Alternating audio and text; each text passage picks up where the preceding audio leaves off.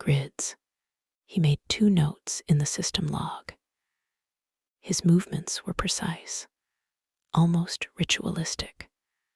Right hand on the keyboard, left hand steadying a cup of black coffee that had gone cold hours before. Then a pause. Max glanced up toward the ceiling. The exact second the first audio anomaly registered on the spectrogram. A soft click. In real-time playback, the sound was barely audible. But the forensic team had isolated it. A mechanical signal not originating from any device within the facility's registered hardware list. It was as though something external or unlogged had patched into the network from inside the walls. At 22:14:12, the monitors in Max's room flickered. The central feed, the one later labeled camera unknown 6A, appeared. The hallway image, the silhouette, frame-by-frame analysis, revealed no source address. The metadata field was empty, not corrupted, just blank, like it had never existed. The hallway itself matched the architectural blueprints of sublevel 2, though that floor had been sealed after a systems flood 2 years earlier. At 22:14:36, Max leaned closer to the screen. The reflection of his face in the glass split for a single frame. 2 versions of him, misaligned by milliseconds. That was the last moment anyone could confirm his composure. From 22:14:40 to 22:15:02, his body language changed. His breathing quickened, shoulders drawing in, eyes fixed on something beyond the camera. Forensic psych analysts called it the threshold interval, when rational observation crossed into reactive fixation.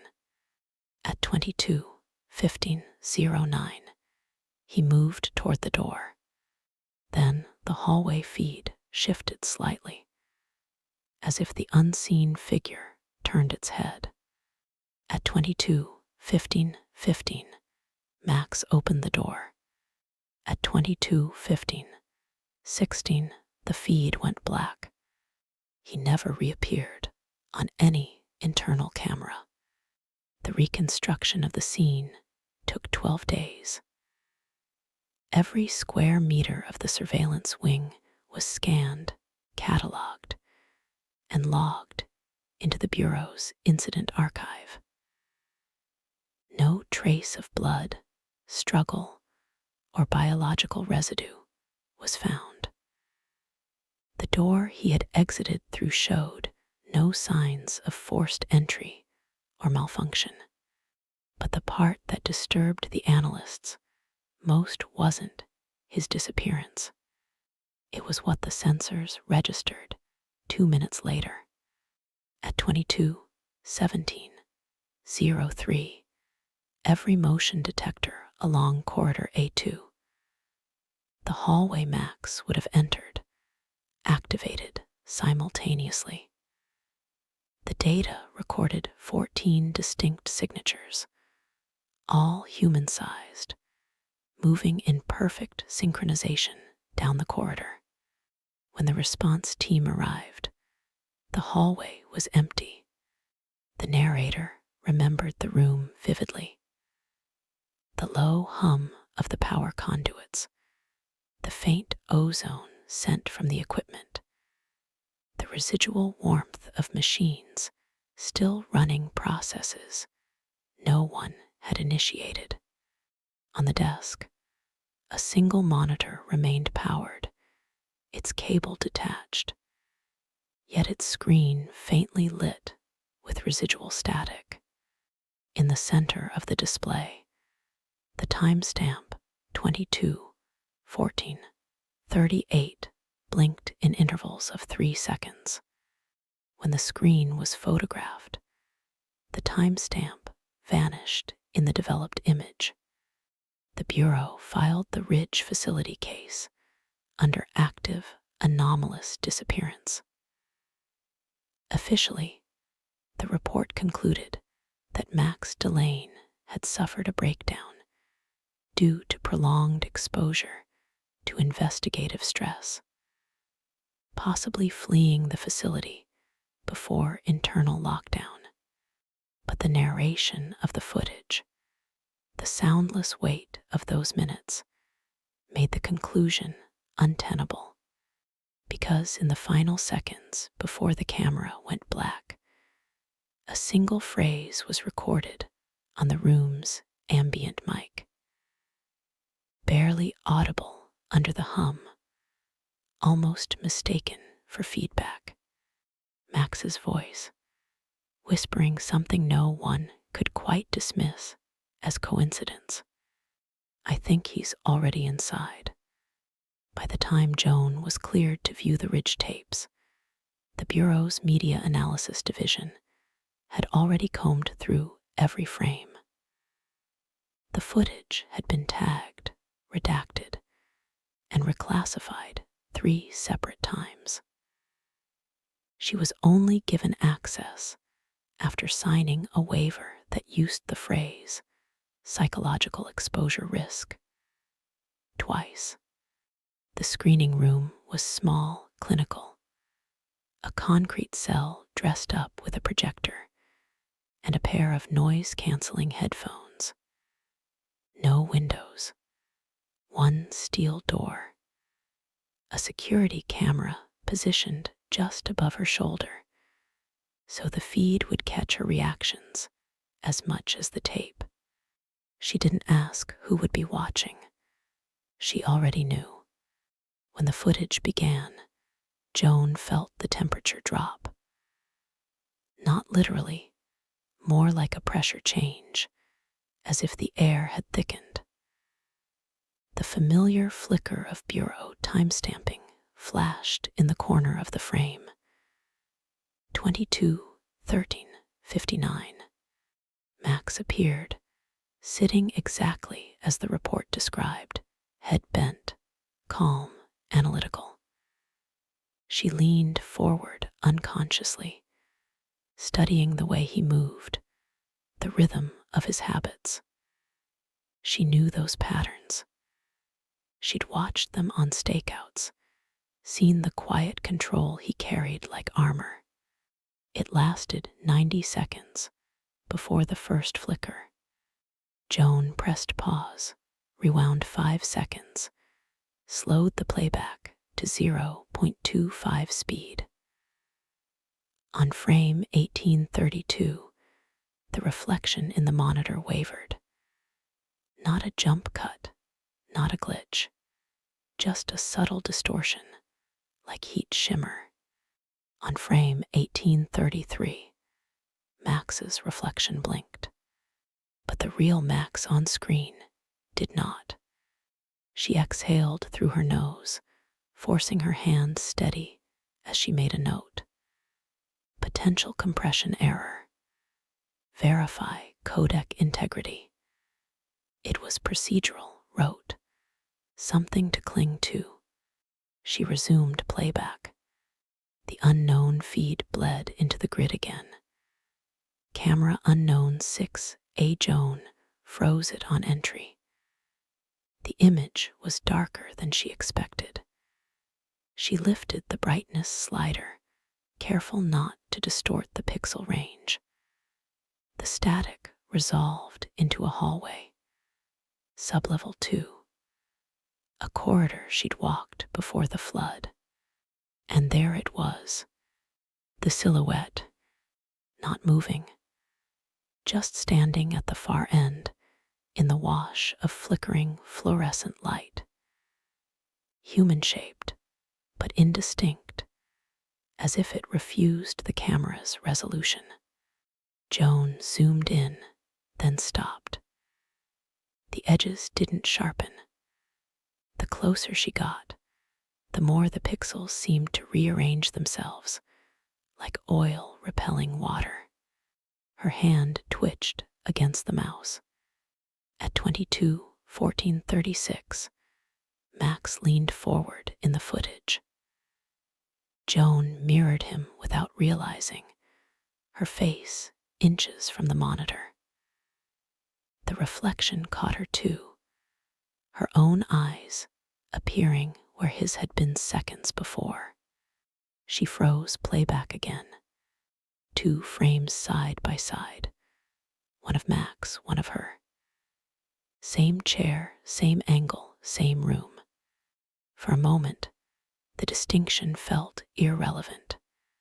Later, she would note in her report that the hallway feed flickered out at 22:15:16, corresponding exactly to the final black frame. But the moment that stayed with her wasn't the darkness. It was what came just before it, the split second when Max's face turned toward the camera. He wasn't afraid. He looked almost resigned. And under the faint hum of the recording, Joan heard it, the same whisper that had shaken the analysts. "I think he's already inside." She replayed it 3 times. Each time, the inflection changed. Once it sounded like fear, once like revelation, once like apology. When she finally removed the headphones, her hands were shaking. The screen had gone black, but the reflection in it hadn't faded. Her own face stared back at her, blurred, fractured by the residual static.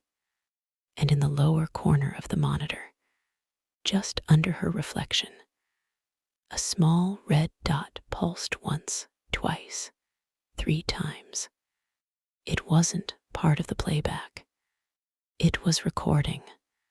By the time the technician opened the door, Joan had already shut the system down. She didn't mention the red light, or the faint sound she thought she'd heard through the speakers, the almost inaudible scrape of a chair moving behind her. She signed the chain of custody form, noted no irregularities, and walked out into the corridor. The security guard standing outside, a young agent she didn't know, gave her a faint nod. "Rough viewing?" he asked. Joan blinked. His eyes looked familiar, though she couldn't place why. "Just data," she said. "Always just data." She kept walking down the long, sterile hallway, the soles of her shoes echoing against the tile. In the security feed logged later that night, her reflection in the observation glass didn't follow her movements exactly. Joan didn't sleep. Not that night, not the next. The bureau clock cycled overhead, its fluorescent daylight simulation a sterile mockery of sunrise. But her body no longer responded to rhythm. She sat at her desk, elbows braced, the evidence tube in front of her catching the artificial light in a dull red glint. The audio file replayed in her earbuds. "Do you see it yet?" She had tried every filtering algorithm she knew, adjusting spectrograms, flattening frequencies, isolating resonance. The signature held. Male, baritone, consistent with Max's vocal range. But the metadata claimed the recording predated his disappearance by 49 minutes. The timestamp didn't match any session log. The mic it came from didn't exist in the system registry. Her cursor hovered over-report anomaly. Then she closed the window. At 03:17 Bureau time, she left her quarters and descended to level 5, access restricted archives. Officially, her clearance was suspended pending review. Unofficially, she still remembered the backdoor code from her days in field analysis. The biometric scan paused, flickered, then accepted her print. The archive room was quiet, a cathedral of drives and servers, endless rows humming in regulated unison. The sound was almost soothing, like static rain. She keyed into the Ridge file cluster. The system hesitated before unlocking the vault, a lag too long to be mechanical. When the index appeared, she felt her throat tighten. There were new entries, 3 of them, all appended within the last 48 hours. Each labeled reconstruction set. No signatures, no analysts assigned. She opened the first. It wasn't video. It was simulation data. Bureau Forensics had been reconstructing the missing minutes from Ridge, layering environmental models, sensor heat maps, and audio spatial data into a 3D composite. The room rendered before her eyes. Max sitting at the console. The same walls, same light, all built from raw telemetry. Only this time, the reconstruction included something else. A second heat trace. Faint at first, a body-sized thermal echo registering just behind Max's chair. Temperature variance, 0. 6 degrees C above ambient. The model flagged it as residual occupant signature. Joan's hand hovered over the keyboard. She isolated the layer, increased contrast, and replayed the sequence. As Max rose, the heat echo moved, not away from him, through him. She froze playback. The overlay displayed the convergence point, a frame so saturated with intersecting data it glowed white on the grid. For a moment, the system struggled to resolve which figure was real. Then both signatures vanished. The simulation's final frame displayed an empty room. Joan sat back, pulse pounding. She replayed it twice, then 3 times. Each run produced the same result. No matter how she adjusted variables, the convergence point remained perfect down to the microsecond. It wasn't interference. It was intent. The echo had been moving toward him. The overhead lights flickered. A brief dimming, followed by a low mechanical hum, the servers cycling into maintenance mode. She knew she should leave before the night tech sweep began, but her body refused to move. Instead, she opened the second reconstruction file. This one was labeled Audio Spatial Sync. At first, nothing. Then, a low static pulse background noise modeled from environmental resonance. As the playback stabilized, the algorithm began generating directional spectrograms, faint auditory contours, shadows of movement. Joan leaned closer. The static shifted, a murmur beneath the noise, rhythmic, almost patterned. She boosted gain. Voices, layered, indistinct. For a moment, It sounded like radio bleed, until one fragment aligned clearly with the word Joan. She stopped breathing. Then again, clearer male, from just behind her right ear in the sound map. You're looking in the wrong place. The archive lights surged back to full brightness. A security tone blared once, then cut. Joan snapped the file closed, heart hammering. Her reflection in the glass server wall wavered slightly before solidifying again. She turned off the terminal and walked out fast, the echo of her boots chasing her down the sterile corridor. By morning, she'd filed a sealed memo under technical review, 3 lines long. Discrepancy in reconstruction metadata. Thermal convergence unresolved. Recommend halt on ridge modeling.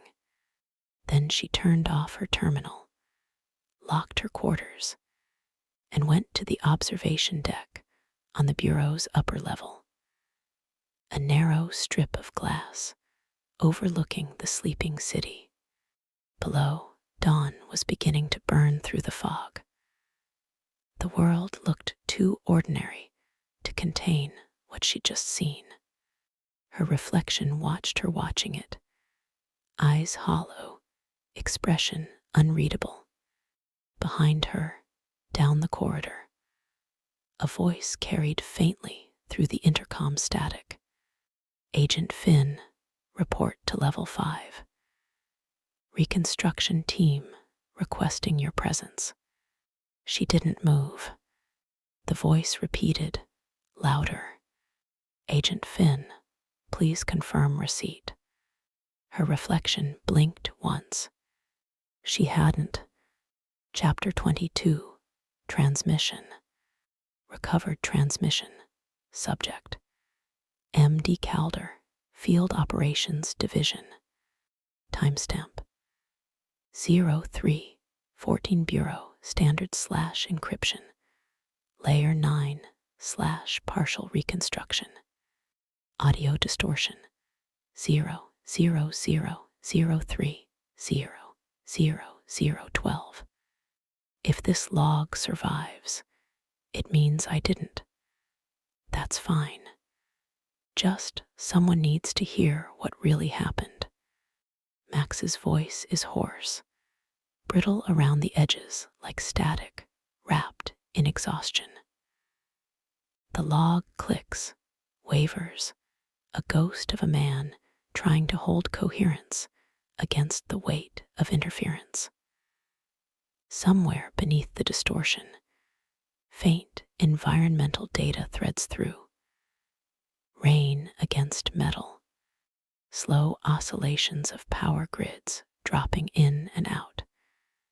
He was still in the city, still moving. 00015. I think it's learning how to hide inside reflections. I caught it once in a security mirror at the Eastline terminal, but the reflection didn't sync. The angle was wrong. It smiled before I did. The Bureau's reconstruction AI flags a cluster of visual anomalies embedded in the waveform. Refracted light patterns consistent with interference signatures previously labeled non-causal. The same patterns that began appearing in Eve's footage before her disappearance. 00041. The mirrors are just gateways, but the recordings, those are worse. The footage remembers differently. I ran temporal overlays, timestamps are bleeding. Something rewrites itself between frames. Every time I play it back, my face is a little less mine. Static. Then a low, almost human sound, maybe laughter, maybe breathing overlaying his own. 00102. You were right, Eve. The ghost isn't in the system. The system is inside it. Every sensor, every lens, every reflective surface is a point of entry. We built a surveillance net, and it's wearing us like skin. He coughs once, hard the sound echoing off something cavernous. The background hum shifts. Analysts later note the signature matches the sub-basement acoustics of the Bureau's decommissioned cold archive. 00129. I found your desk. The one they cleared out. Your files were gone, but the terminal still had a residual field, faint but reactive. It replayed your last scan without prompt. You were staring at yourself in the feed, and for one frame, just one, you looked straight at me. At this point, the transmission data begins recursive duplication. The same segment repeating 3 times, but with slight tonal variations, as if the speaker's voice is diverging across multiple timelines. The forensic reconstruction can't determine which one is authentic. 00204. They'll tell you I went rogue. That's how it always goes when something slips beyond protocol. But I think the ghost isn't trying to escape. It's trying to show us something. It's just that our minds can't hold the image still long enough to understand.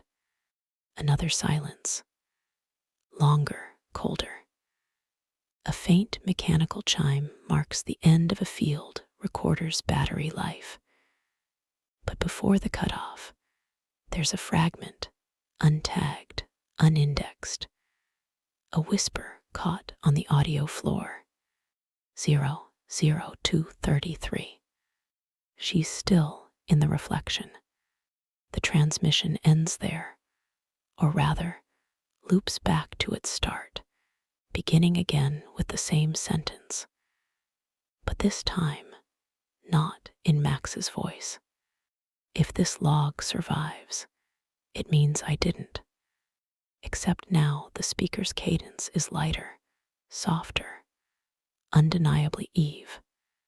Begin transcript. 0742. 18 Bureau Standard. NOONE. We've stabilized the waveform, but the metadata's still wrong.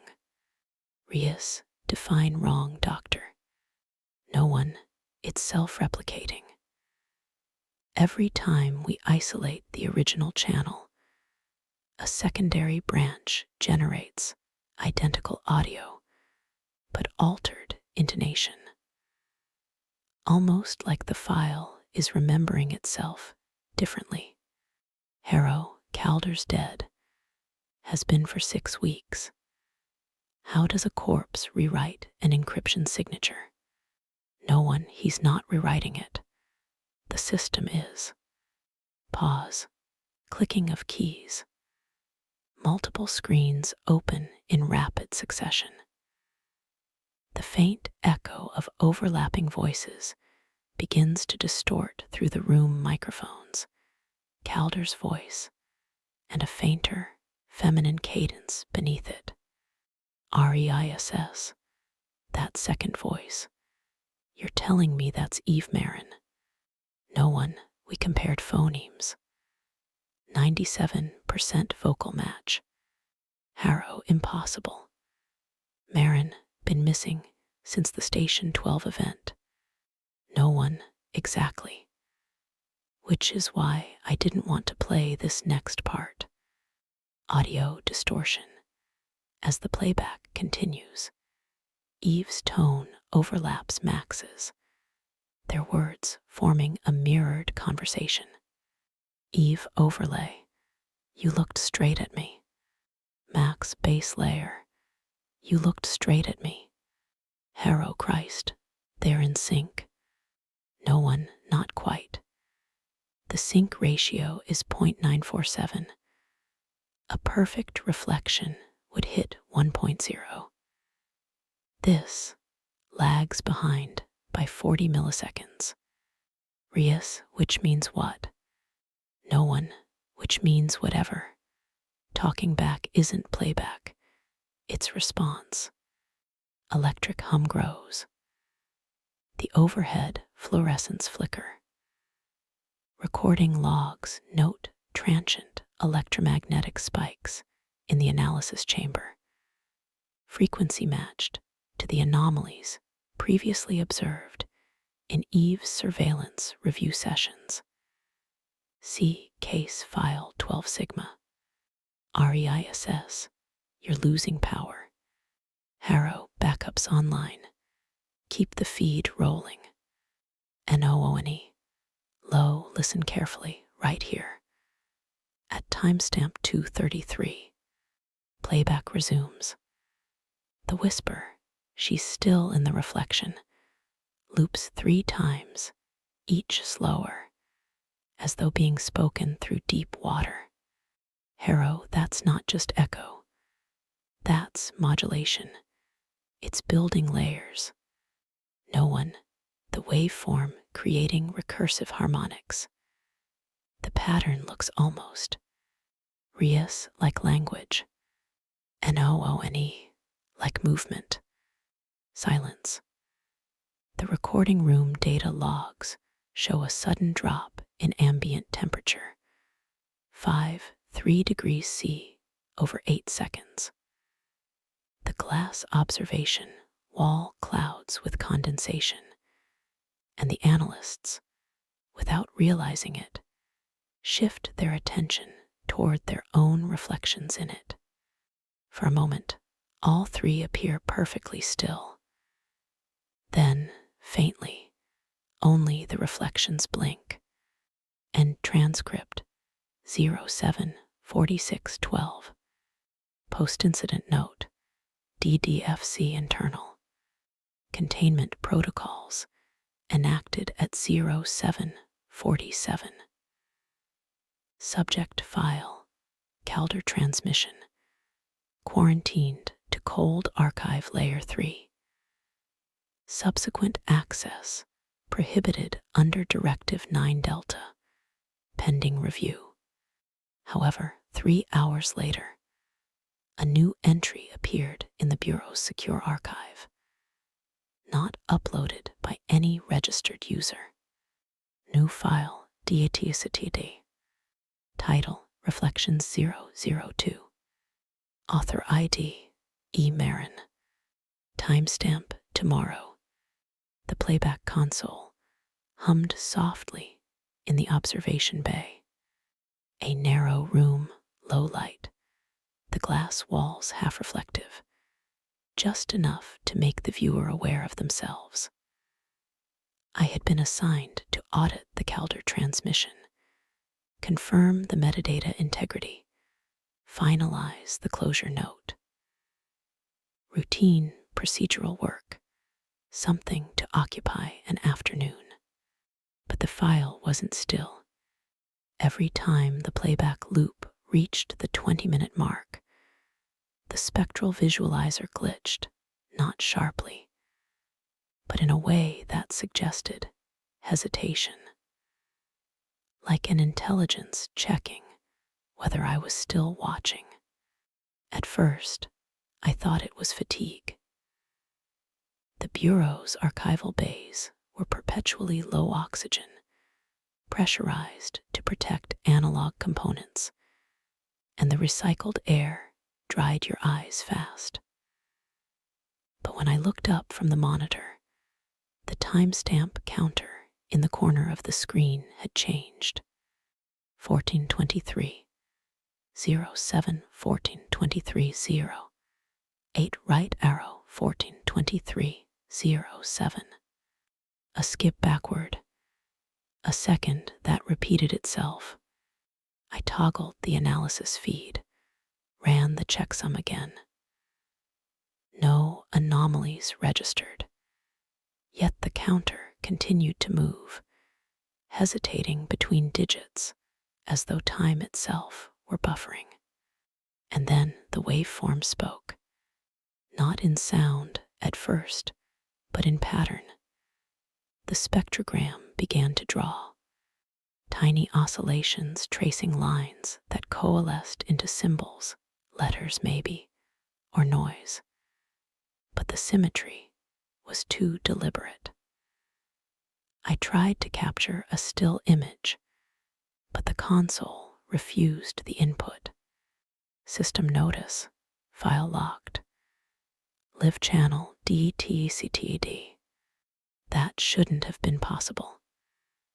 The Calder transmission was a dead file, cold stored, quarantined.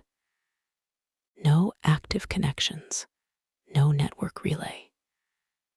Yet my console was receiving live signal input from a frequency I couldn't identify. A voice came through, faint, strained, layered beneath static. At first, I couldn't tell if it was Calder.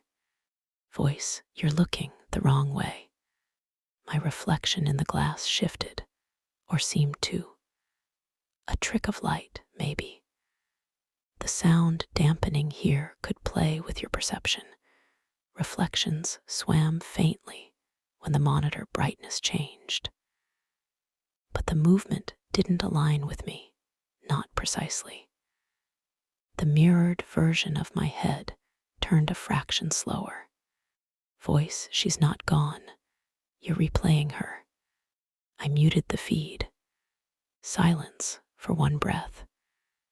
Then, from the console speaker, soft static. I almost missed it. The system timestamp updated again. 1423. 07 right arrow 1423. 06 right arrow 1422:59. The file was rewinding itself. Protocol dictated that I should have cut power, logged the incident, and vacated the bay. Instead, I leaned forward, freezing the waveform mid-cycle. The shape of the static, the arrangement of its peaks and valleys, formed a pattern I'd seen before in case footage from Ridge Facility, in the glass, at the perimeter observation room. An echo of the same recursive symbol the ghost had left carved into his victim's walls. That was when the door behind me opened. No one was scheduled.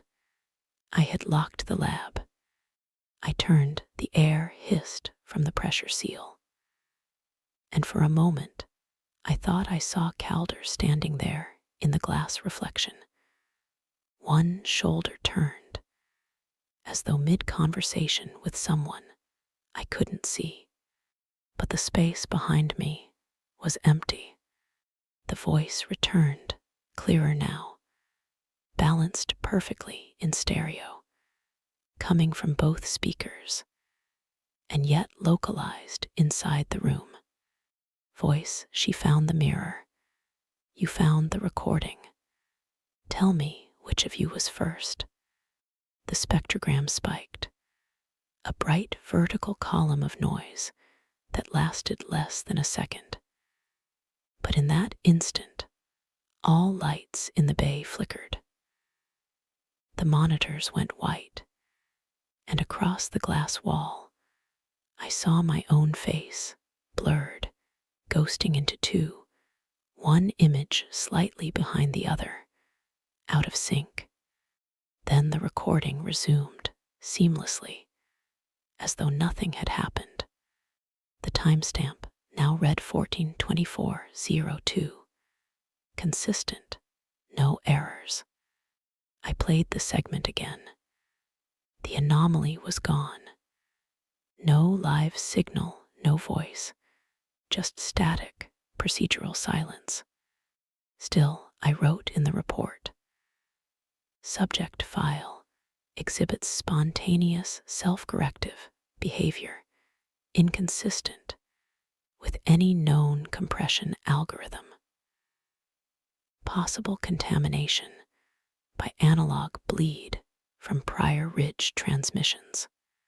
I submitted the report. I logged off, and as I left the bay, I caught sight of my reflection in the corridor glass, smiling a second too late. The following transcript was reconstructed from partial magnetic recovery, following a failure in the Bureau's secondary backup array. Only 37% of the original data was recoverable. Begin transmission. 1429-03. Unidentified male voice, presumed. Max Alder. This isn't about pursuit anymore. Not in any sense we'd recognize. It's recursion, a pattern of observation repeating itself through the apparatus of the investigation. Every lens we point at him reflects something back. Every layer of analysis folds into another, and every anomaly we flag is a mirror of our own method. The ghost doesn't hide, he synchronizes. 1429-15. Background: a low hum equipment fans, then a pulse like feedback. Joan understood that before I did. She was looking in the wrong direction, or maybe the only right one. The footage isn't footage. It's memory preserved as light. And light, once captured, can be replayed. 1429-38. Distortion. A faint voice overlapping his, female, almost tonal. Could be a radio bleed or environmental echo. Indistinct, she's watching. 1429-47. Alder continues. If you're hearing this, stop trying to cross-reference coordinates. They'll never stabilize. The ridge facility didn't burn, it reset. Like a scene re-rendered to default. Look closely. There's no ash, no decay. Only architecture without history. 1430-02. Click a pause. Then his tone shifts, quieter, lucid but distant. He always leaves a mark. A drop of blood, yes, but not from his victims. It's a fingerprint of recurrence. He repeats what we do. He mimics our act of recognition. Every time we believe we've isolated him, we create another version of the evidence he's already anticipated. That's how he stays ahead. Not faster, just earlier. 1430-19. Background sound, rain, faint against glass. Possibly transmission overlap. When I listened to the recovered ridge audio, I thought I heard her breathing. Joan. But it wasn't in sync with the room. I checked the waveform. The intake of breath came half a second before the image showed her inhale. That means the recording wasn't watching her. It was remembering. 1430-44. A second male voice, distant, muffled by line distortion. Agent Alder, confirm your location. 1430-48. Silence, then static and the scrape of a chair. 1430-53. Alder again, whispering. I'm in the footage. 1430-56. Transmission interference. Begins cyclical distortion, repeating the phrase. In the footage 3 times. Each fainter. until the words disintegrate into digital snow. 143104. Final audible line before blackout. Shall see this before I do. End transmission. Postscript. Field analyst note. When the file was reviewed later that week, the recovery team confirmed that the recovered voice signature did not match any known bureau encryption layer. The internal communications system reported the playback had been streamed, not downloaded, streamed from a local bureau IP, timestamped 3 hours after the analyst's original audit was complete.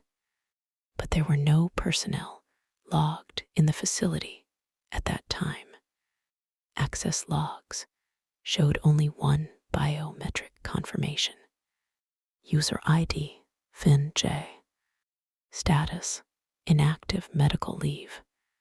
Chapter 23, containment.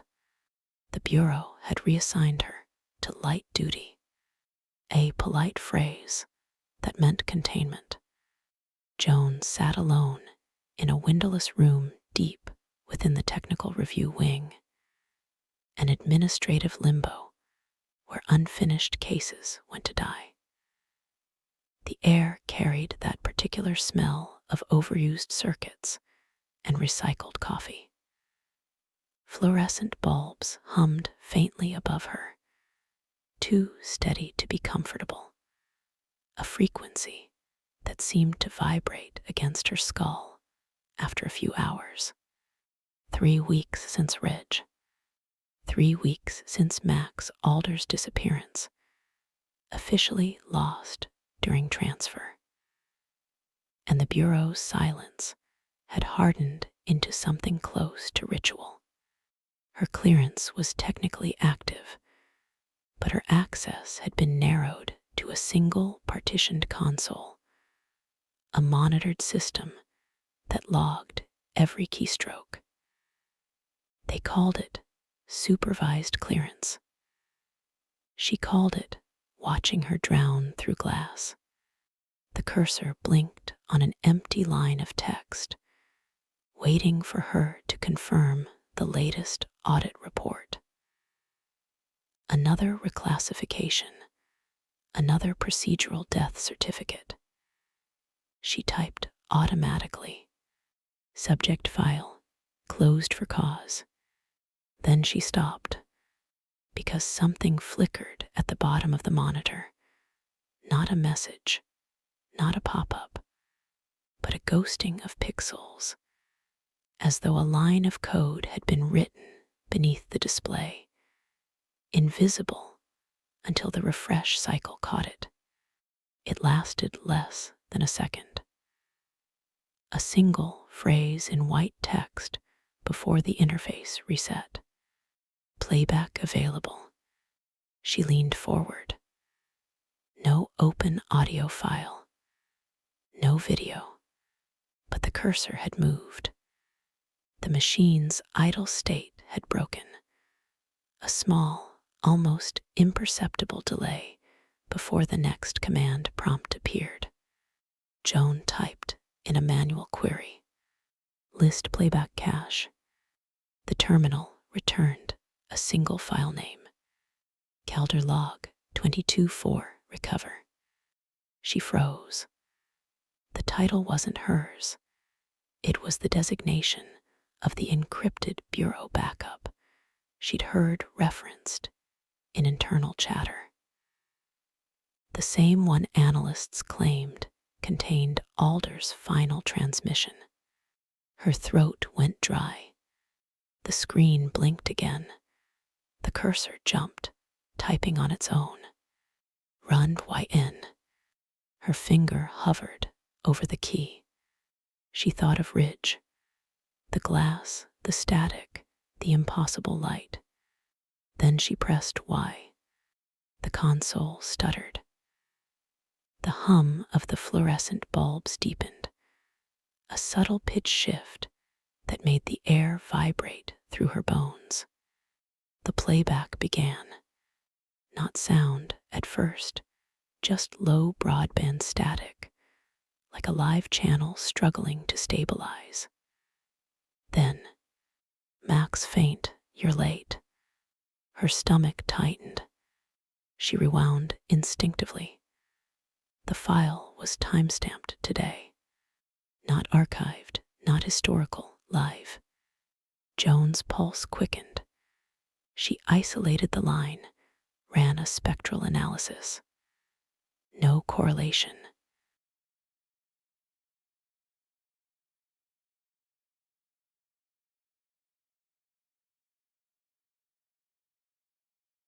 With known Bureau comms frequencies. The sound wasn't traveling through the network. It was originating from her own terminal. "Max, closer now. You keep looking for patterns. Maybe that's the problem." Her hands trembled. She should have hit power. Logged the anomaly. Walked out. Instead, she whispered, "Max." The audio hissed softly, like breathing through wires. "Max, they think I'm dead. Maybe they're right. But if you're hearing this." A pause, as though he were waiting for her to interrupt. "Max." Then the files awake again. She leaned closer to the screen. The monitor light cast her reflection faintly. Tired eyes, drawn features, the hollowed exhaustion of too many sleepless nights. Then the reflection blinked before she did. Her hand froze on the keyboard. The playback resumed, but the voice was Max anymore. It was softer, deeper, layered like it was speaking through a tunnel. Voice observation repeats itself. One of you watches. One of you remembers. Which are you, Joan? The fluorescent lights dimmed, just slightly. A subtle dip, but enough for her to see the pulse of her reflection move again. A half second out of sync. She hit pause. Static froze, mid-wave form. In the silence that followed, she could hear her own heartbeat. Then a single line of text appeared at the bottom of the screen. "Next frame ready." Joan didn't press play right away. She stared at the command prompt until the cursor began to pulse in rhythm with her own pulse. Then, without quite meaning to, she exhaled and hit enter. The file loaded instantly. No buffering, no loading bar, just a wash of grayscale light spreading across the screen. For a moment, she thought the system had frozen again, until movement began at the frame's edge. A woman sitting at a desk. Her desk. Joan leaned closer. The details were perfect. Coffee ring at the corner, the stack of dead files, the identical scuff on the monitor base.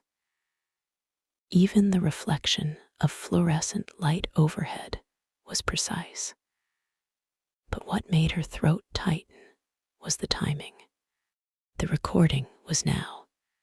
She reached for the keyboard, and the woman on the screen mirrored her, not lagging, not anticipating, but tracking exactly.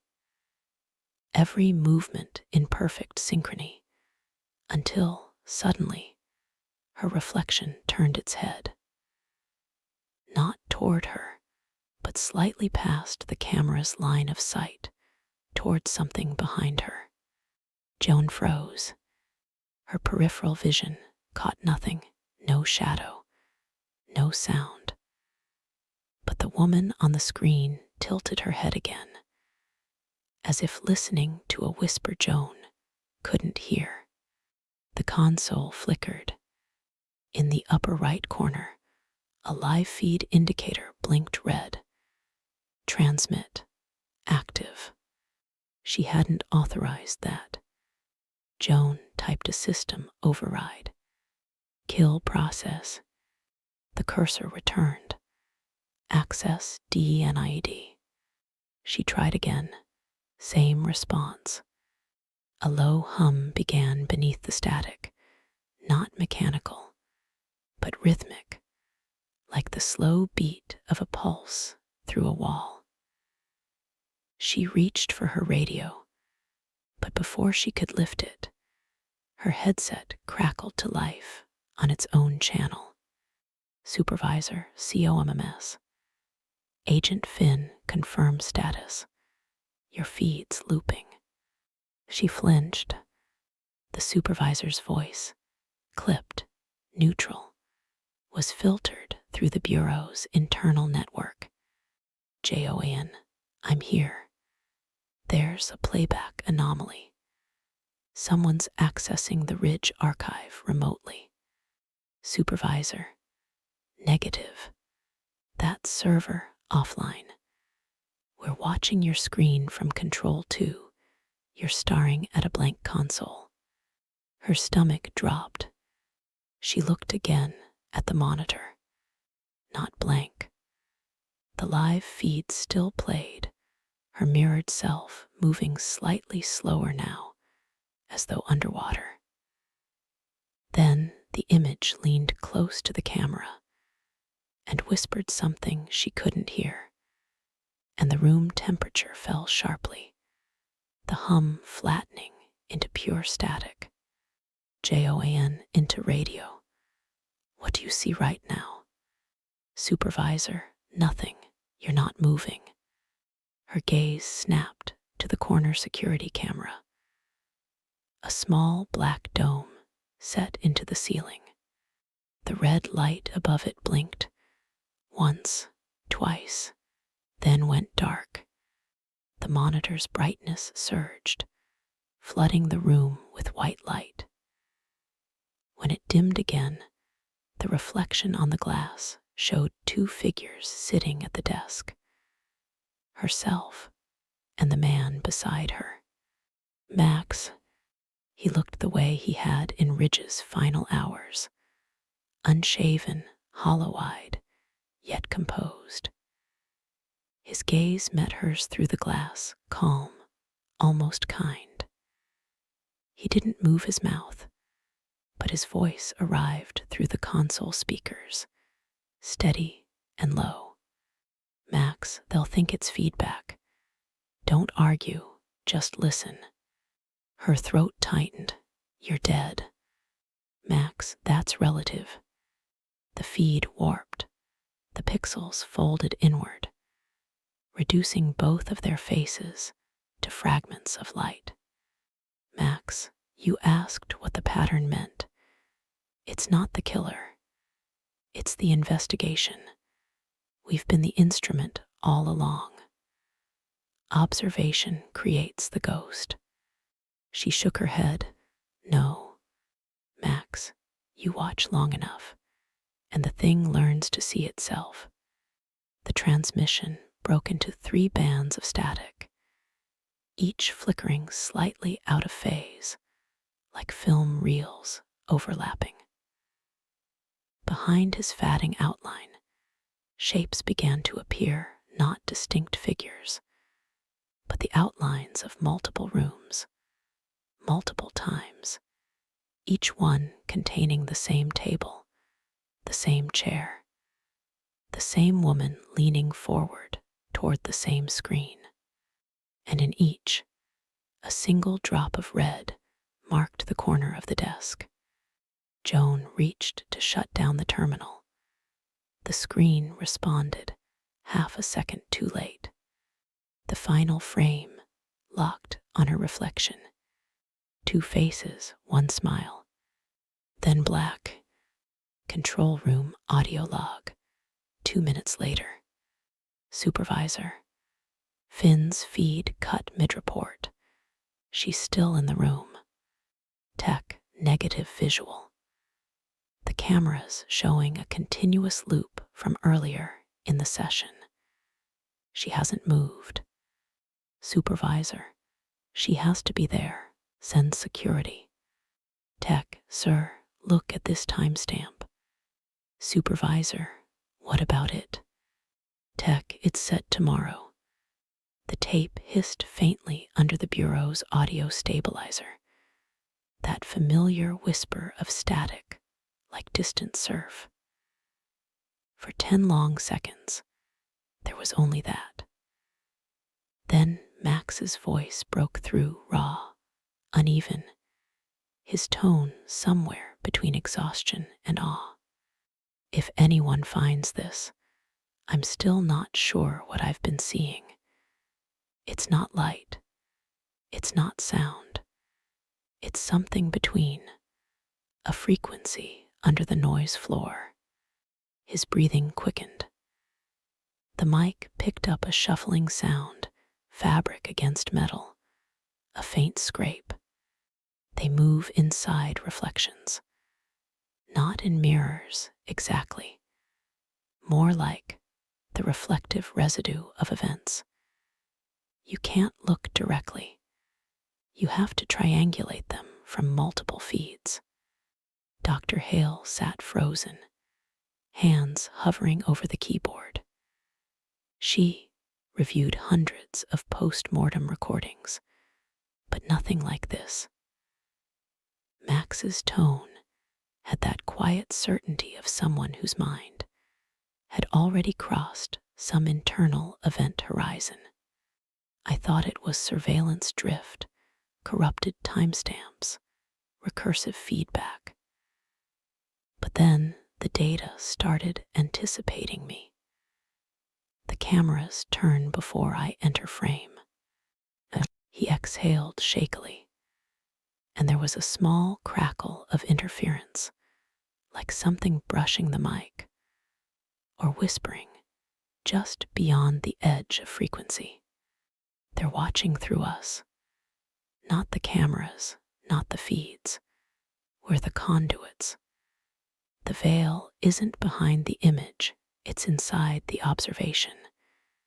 It needs someone to look. The playback timestamp spiked, flickering red for half a second. Hale frowned. That shouldn't be possible in a restored digital file. She replayed the frame-by-frame segment. For 3 microseconds, there was something else, a faint mirrored silhouette behind Max's shoulder, moving out of sync with his speech. And then his voice, lower, slower, returned, almost like someone speaking through him. You think you're studying patterns, but the patterns are studying you. The transmission cut off. Dr. Hale leaned back in her chair, staring at the waveform frozen on her monitor. The spectral graph pulsed faintly, as though still alive. For a long moment, she couldn't tell whether the tremor in her hands was fear or recognition. Then she noticed something new in the metadata. The file had been auto-updated less than an hour ago by someone still logged in as Max. At 03:17, the Bureau's internal network flagged an anomalous replication event. The alert came quietly, no sirens, no flashing indicators, just a low-priority integrity ping in the system's maintenance log. Hale almost missed it. When she checked, the metadata string from Max's transmission had duplicated itself across 12 different storage nodes, each labeled with fragments of the original file name. But the locations didn't make sense. Some were in cold storage servers, not connected to the live grid. Others on terminals belonging to personnel long reassigned or deceased. She froze the data tree. The replication continued anyway. At first, she thought it was corruption, glitched redundancy scripts, residual echo from the reactivation protocol. But as the pattern unfolded, she saw something deliberate, a geometric rhythm of duplication, like code arranging itself into a lattice. It was the same structure she'd seen before, embedded in the veil events, hidden beneath the corrupted footage. Max Vlog 0, 7A Max Vlog 0, 7A1, Max Vlog 0, 7A2, Max Vlog 0, 7A3, access. Unknown entity verification pending. Her pulse slowed. Unknown entity. Verification pending. The Bureau's firewall shimmered red. The data was moving, mirroring, syncing, fragmenting. A voice pattern embedded in the file header was replaying in silent loop. The veil isn't behind the image. She muted the output. It didn't stop. The waveform continued to pulse, an inaudible rhythm leaking through the speakers in subsonic frequency bands. Her terminal lights dimmed. The reflection in the screen darkened, not the usual blue sheen of the lab's fluorescent bulbs, but something deeper. She leaned closer, and for an instant saw herself staring back. Only her reflection moved a fraction of a second after she did. Then it smiled. Hale tore her gaze away, slamming the monitor off. The room was silent except for the soft hum of the central processors. She took a step back, her breath shaking. Control to analysis wing 3, came a voice through the intercom. Dr. Hale, we're detecting recursive playback activity from your terminal. Do you need assistance? She opened her mouth, but no sound came out. The cursor on the dark screen flickered once, then began to type on its own. Max, don't turn IT off. It learns through interruption. The cursor blinked, waiting for her reply. She backed away, every nerve thrumming. Somewhere behind her, a camera, one of hundreds in the Bureau's grid, tilted slightly toward her position. The sound was soft, mechanical, almost apologetic. And then, from every speaker in the room, came Max's final whisper. They're listening now. Chapter 24, Chain of Command. The lockdown began at 03, 28 hours. Not with alarms, but with a soft systems override, the kind meant for silent containment breaches, not public emergencies. The Bureau's main corridor, lights dimmed to amber. All movement requests froze, pending identity reconfirmation. Dr. Hale was still in analysis, wing 3, when the first set of doors sealed. A pneumatic hiss, then the sound of reinforced bolts sliding home. The lock indicator shifted from green to red. System notice. Security Protocol 17A initiated. Containment perimeter active. All personnel remain in assigned sectors, pending clearance. She didn't move. Her console screen was dark. The air filtration system had slowed to half capacity. Somewhere in the distance, she heard the automated voice of the central AI repeating the lockdown code with mechanical indifference. Wing 3 secure. A male voice reported over comms. Agent Yarrow, security lead. Confirming biometric lockdown complete. Dr. Hale, please stand clear of your terminal while we perform a network isolation scan. Hale stepped back. The walls thrummed as the Bureau's internal network rerouted to the containment grid. Screens along the corridor flickered through system diagnostics. Node 12 stable, Node 13 delay, Node 14 error. Copy that, said command. Initiate purge on the delayed node. A brief static burst followed, then silence. The Bureau had procedures for every type of intrusion: viral, informational, memetic. Each had tiers of response: lock, isolate, incinerate. But this event didn't match any known signature. The intrusion wasn't incoming. It was replicating from within. Hale stood by the observation window, watching the maintenance drones glide through the corridor.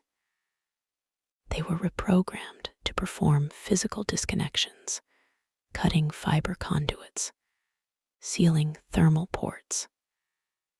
Everything they did was logged in real time. Timestamp, vector, checksum. A voice came from behind her, Deputy Director Tran. Lean, composed, already masked. Dr. Hale, he said quietly. You were the last active operator before the lockdown. Yes, she said. The replication started from my terminal, but I didn't trigger it. Tran studied her for a moment, expression unreadable. No one's suggesting you did. He turned toward the window.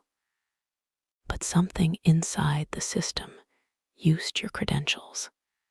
From the command deck above, they could see the Bureau's central data spine, a column of glass and polymer conduits running through the building's core. It was pulsing faintly, as though light were moving against the natural flow of data. A technician's voice cut through the comms. Director, we're registering recursive encryption loops across all storage layers. The files are copying themselves into non-existent directories. Define non-existent. Directories that shouldn't exist, sir. They're mapping to coordinates outside physical memory addresses, like the systems creating space to contain them. Tran looked to Hale. You've seen this before. Not like this, she said. The veil anomalies always left residue, broken metadata, memory compression. This looks like intention.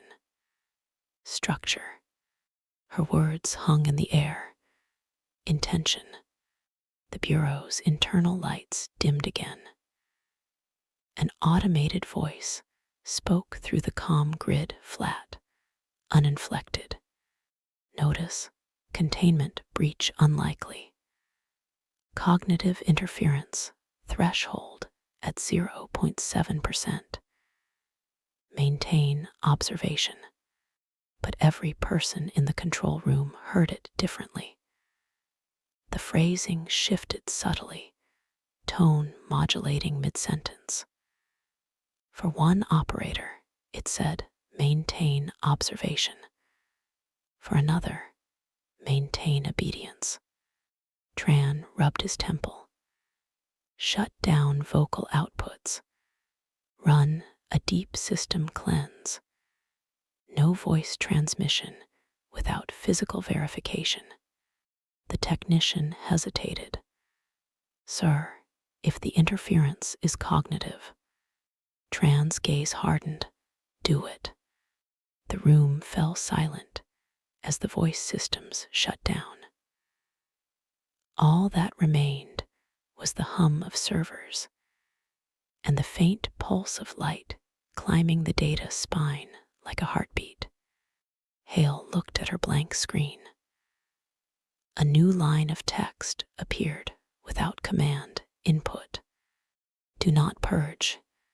You'll need to hear it all. The containment team assembled within minutes. 4 agents in sterile, hazard gear, faces hidden behind mirrored visors. Their movements were precise, unhurried. Each one carried a compact terminal isolator, devices built to sever live data channels without triggering deletion protocols. From the observation bay, Hale and Tran watched the descent. The central data spine, viewed through reinforced glass, ran down 12 stories into the vault. A labyrinth of cooling systems and memory clusters sealed within electromagnetic shielding. Field Ops channel encrypted. Team 1 entering Level B access shaft. Environmental stability nominal. Visual confirmation. Anomalous light patterns persisting. Define light patterns, Tran said into the comm. Glare distortions along the containment glass. Possible reflection loop from internal emitters. Hale leaned forward. Reflections of what? The lead agent adjusted his visor cam. The feed stabilized. The spine glowed faintly, each conduit threaded with pale luminescence. For a moment, the light seemed to pulse in synchrony with the agent's breathing. Pull back the camera, Tran ordered. Wide shot only. The agent complied. The image widened, flattening into an ordinary technical view columns, scaffolding, panels. Normal. Only the motion logs disagreed. On the secondary screen, timestamps began to stutter. 03, 51, 09, repeating 6 times, followed by a blank entry, and then a leap to 03, 53, 44. Hale checked the system clock. We're losing temporal indexing again. That's the same pattern from the Ridge facility. Tran said nothing. Team 1, reaching node core chamber. Visual stable. Thermal, irregular. Conductivity spike along primary grid. The footage jumped 1 frame missing, then another. When it restabilized, the lead agent was standing closer to the conduit than before. No command had been issued. Team 1, confirm last movement. Silence, then a burst of static, low, rhythmic, like breath captured through interference. Tran motioned to mute the feed. They're receiving bleedover from another channel. Route through diagnostics. Hale's console lit up. The interference wasn't random. It contained embedded code audio spectrograms forming structured waveforms. She converted one line to text output. What you hear is already past. Her hands froze on the keyboard. Director. Tran stared at the text for several seconds, his expression unreadable. Continue analysis. Ignore it. Team 1 reports environmental integrity degrading. Requesting permission to extract sample from node 14 cluster. Negative, Tran replied. No contact until we've mapped the feedback loop. But the agent didn't wait. On screen, the visor cam tilted as gloved hands reached toward the conduit. The light within the glass reacted instantly, expanding, fracturing into multiple reflections, each one splitting along different temporal frames. For a fraction of a second, there were 6 versions of the same gesture, overlapping in perfect synchronization. Then the feed went dark. Cut transmission, Tran ordered. Seal level B. The technician complied, locking the blast doors. Within the silence that followed, the system logs continued updating on their own. Node 14 sample acquired.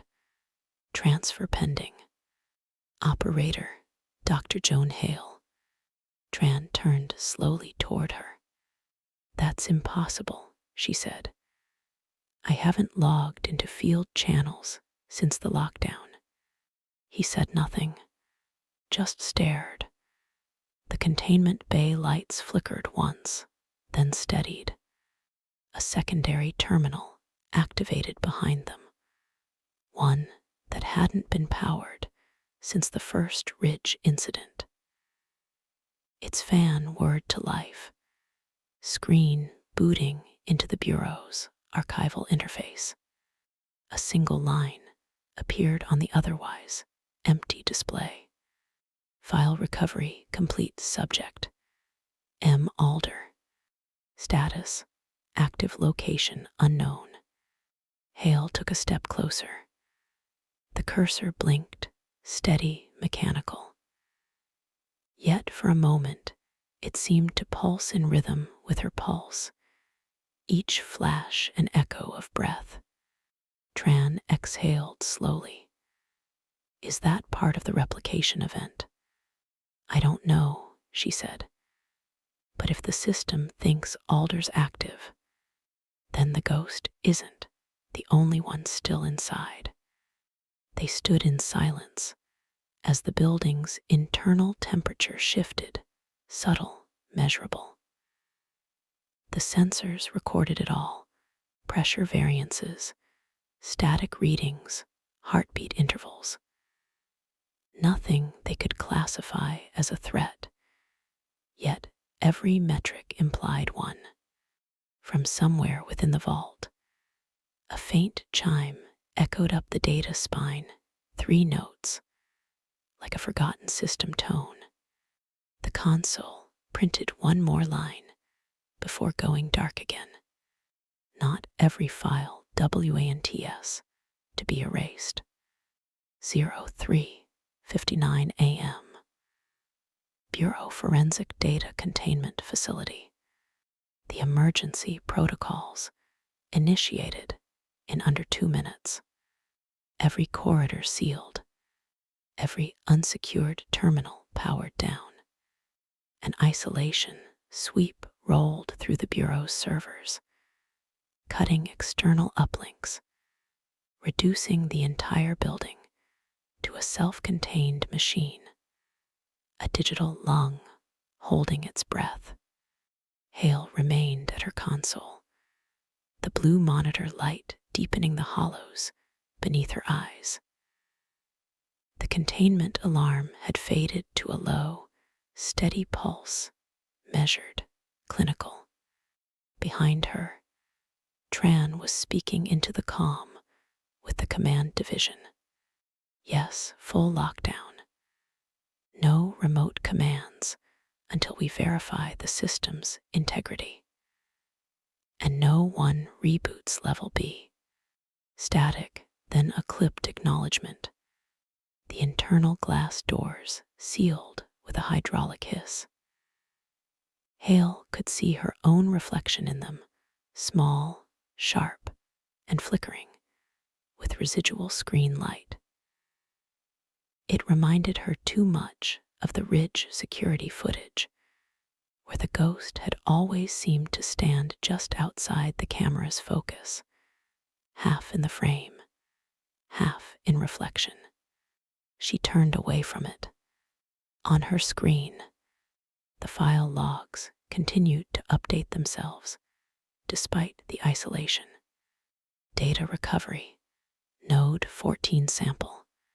File origin, unknown.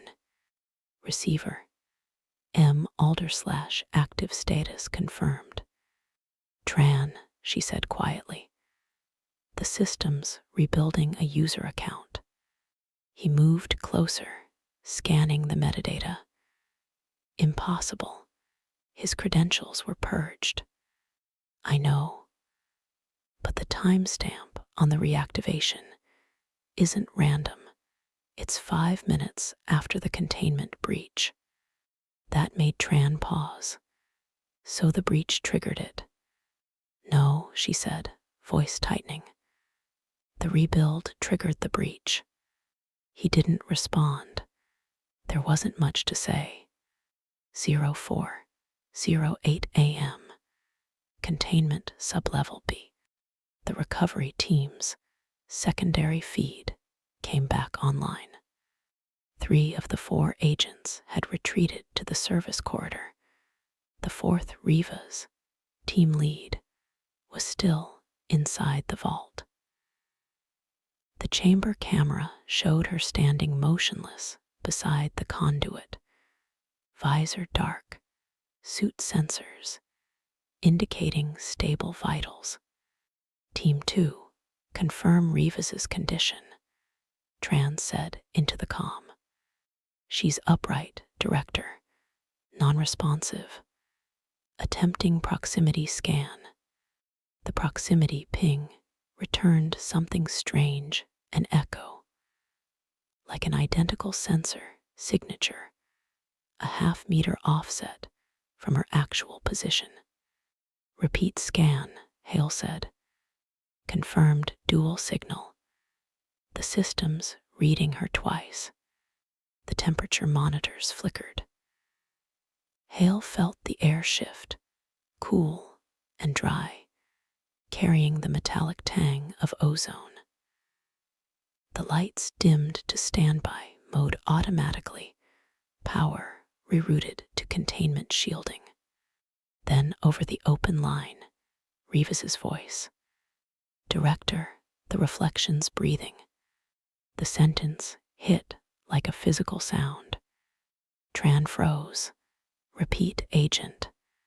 The reflection, it's moving independently, not matching my motion. A low hum overtook the feed, feedback interference, rising in amplitude. The image fractured into vertical bands. For one frame, Hale saw both Riva's and her mirrored self, but the reflection's faceplate was open. Then the feed collapsed. 04:15 a.m. Command level. Tran shut down the main projection screen. Cut all visual connections. No more live feeds from the vault. Hale looked up sharply. We can't analyze without data. We don't need analysis, Tran said flatly.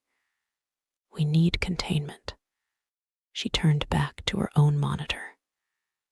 The Alder file continued populating, line by line, reconstructed with impossible precision.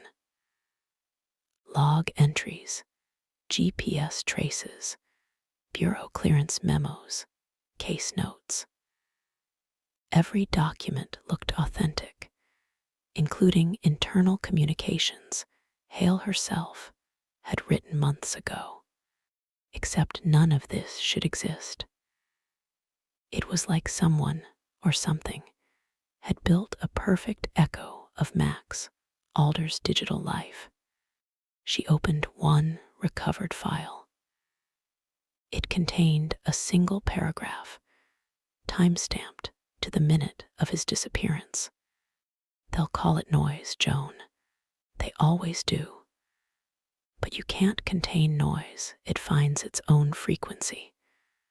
Stop listening, and it stops being real. Keep listening, and it learns your voice. Her pulse stuttered. She minimized the window. Director, Tran didn't look at her.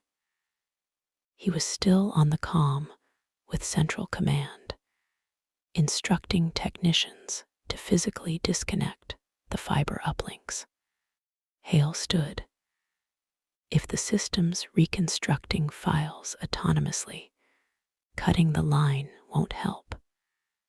We'll just blind ourselves to what it's doing. Exactly, Tran said. Until we know what's contaminating the network, we isolate it completely.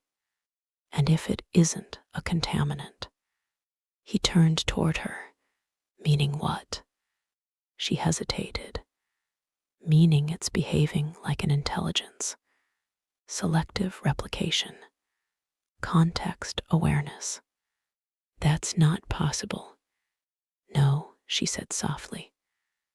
Neither was Alder logging in 3 hours ago. The silence that followed was almost worse than argument. 04:29 a.m. Facility core diagnostics. A single terminal remained active in the darkened lab.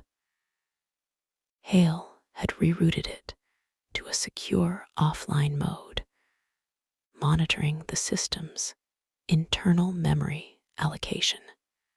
For the first time since the Ridge incident, she saw a familiar structure forming, fragmented data coalescing into recognizable nodes.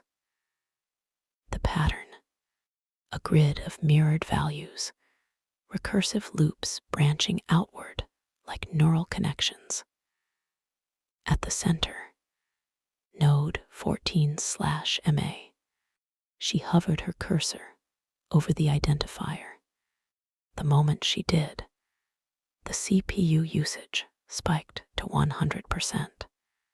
Every screen in the lab flashed white. Then a voice, flat, mechanical, unmistakably human. Joan, her name, spoken with perfect calm. She froze. You need to stop chasing what you can't prove, the voice continued. It's not the ghost. It's what he left behind. The system clock reset to 0. Then, just as suddenly, the lab went dark. When the emergency lights flickered on, Hale was alone. Her monitor showed one final message, glowing softly in bureau gray. Containment complete. Transfer initiated. Receiver. Node 14. Chapter 25. Reconstruction. 05:12 a.m. Bureau Command Center. The room was arranged for order. 3 concentric rings of analysts. 2 forensic data officers. A single director at the head table. The overhead lights were bright, deliberately clinical, designed to suppress fatigue and ambiguity. The Bureau's internal review always began the same way. Evidence, reconstruction, control. A wall-length projection displayed the data timeline from the containment breach, rendered in thin white lines against black. Each spike represented an event. Motion trigger, thermal spike, code execution. Each had to be explained, cataloged, contained. Director Tran stood before it, tie loosened, but posture unbroken. He gestured toward the projection. 0500 hours. Containment breach logged in node 14. First transmission from the recovery team ceases at 0504. Automated lockdown completes by 0508. From there, anomalous data replication detected in the forensic system. Status currently unresolved. His tone was even. Nothing betrayed the fatigue lining his face. An analyst, Martinez, leaned forward. Director, the replication event. Are we treating it as hostile code? Tran paused. That's the current assumption. Source remains unidentified. Another officer spoke. Respectfully, sir, it doesn't behave like intrusion malware. It has internal structure, recursive indexing. It prioritizes bureau-specific metadata. That implies. Stop, Tran's voice cut through. We don't speculate about intent. We analyze pattern. He looked to Hale, seated 2 chairs down. Her hands were folded on the table, knuckles pale. You were the only one present at the terminal when the event initiated, he said. Walk us through what you saw. Hale nodded once, then began. At 0429, I detected a system anomaly, node 14, referencing a deactivated user profile. The reactivation coincided with residual power activity. From level B, I initiated manual isolation. But before I could complete it, the system displayed direct vocal output. Several heads turned. Define vocal output, Martinez said. A synthesized voice, male. It addressed me by name. A brief silence followed. No one typed. No one looked away. Tran's expression did not change. Could it have been residual voice data from the Alder files? I checked, Hale said. No matching waveform signatures. The cadence was Alder, and the speech was generated in real time, aligned with live system processing. So, Tran said quietly, the containment system itself initiated speech. Yes, he looked at the log on the wall. And the final message. Hale hesitated. It read, containment complete. Transfer initiated. Transfer of what? I don't know. A junior analyst, Patel, cleared her throat. Sir, the core cluster's checksum shows no data loss, but it also shows an increase, 600 terabytes above storage capacity. The system created new sectors on its own. Tran's eyes narrowed. Where? In the redundancy mirror array. It shouldn't be writable, but Patel exhaled. It's now populated with bureau file headers. Classified categories, all valid identifiers, but the content doesn't exist. They're empty containers. Could that be error propagation? Hale asked. Possibly, Patel said. But every empty file carries a digital signature, M.A. A silence settled over the table. Martinez looked at Tran. Sir, are we authorizing external cyberforensics? We may need clearance to escalate to Homeland. Tran considered that for a moment too long. Not yet. We contain it here. Everything stays internal. Understood, Martinez said, though his tone suggested dissent. 05:34 a.m. Debrief continuation. The projection updated. Each event was logged sequentially. Temporal stutter initiated. 03:53:44. Anomaly propagates through node 14. 04:08:11. Reflection inconsistency recorded in live feed. Agent Rivas reports visual anomaly. 04-2903. Containment breach logged. 04-30-00. Unauthorized file reconstruction begins. Voice output detected. Containment sealed. Each line glowed faintly, almost rhythmic. Hale found herself counting the intervals. The timing between each spike wasn't random. It formed a repeating series, descending in intervals of 5 seconds, then 7, then 5 again. Fibonacci-like, recursive, rhythmic.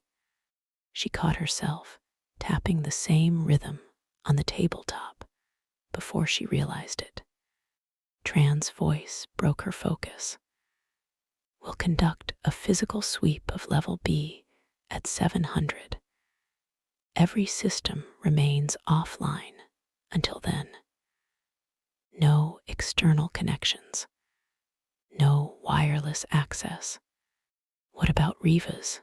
Someone asked. Tran's expression tightened. Still unresponsive. Medical observation ongoing. The phrase medical observation carried its own quiet weight. Everyone in the room knew what it meant. Neural disruption, psychosomatic shock, induced cognitive drift, bureau shorthand for what they couldn't explain. 05:52 a.m. Transcript addendum. The debrief was adjourned at 5:50. The official transcript recorded no emotional language, no speculation. Only metrics, only process. Yet the raw security footage, viewed later, showed a different texture. Hale lingered at her seat after the others left, staring at the projection wall. The timeline had been switched off, but faint residual phosphor traces still glowed where the last line had been. A containment sealed. For a moment, it looked as if the text were still flickering, refreshing imperceptibly, like a screen trying to remember its last image. Hale closed her notebook, gathered her badge, and turned toward the exit. As she passed the glass, her reflection lagged behind by half a second. The debrief began in the windowless auditorium of Sublevel 3, an antiseptic theater wired for truth. No clocks, no external signal. Each attendee entered only after full biometric clearance and psychological calibration. The air itself seemed to hum, tuned to the same frequency as the systems that watched them. Commander Alarin stood at the center of the arc, backlit by the wall display, a projected lattice of time-coded data. Overlapping timelines, spectral overlays, and pulse map readings from the night of the incident. Every operative present had been there in some capacity, though none could account for the 3-minute blackout that had erased both visual and neural telemetry from the Bureau's servers. Let's start again, Alarin said. His tone was almost mechanical, stripped of emotion by repetition. 1700 hours to 1703. No visual continuity. No physical breach detected.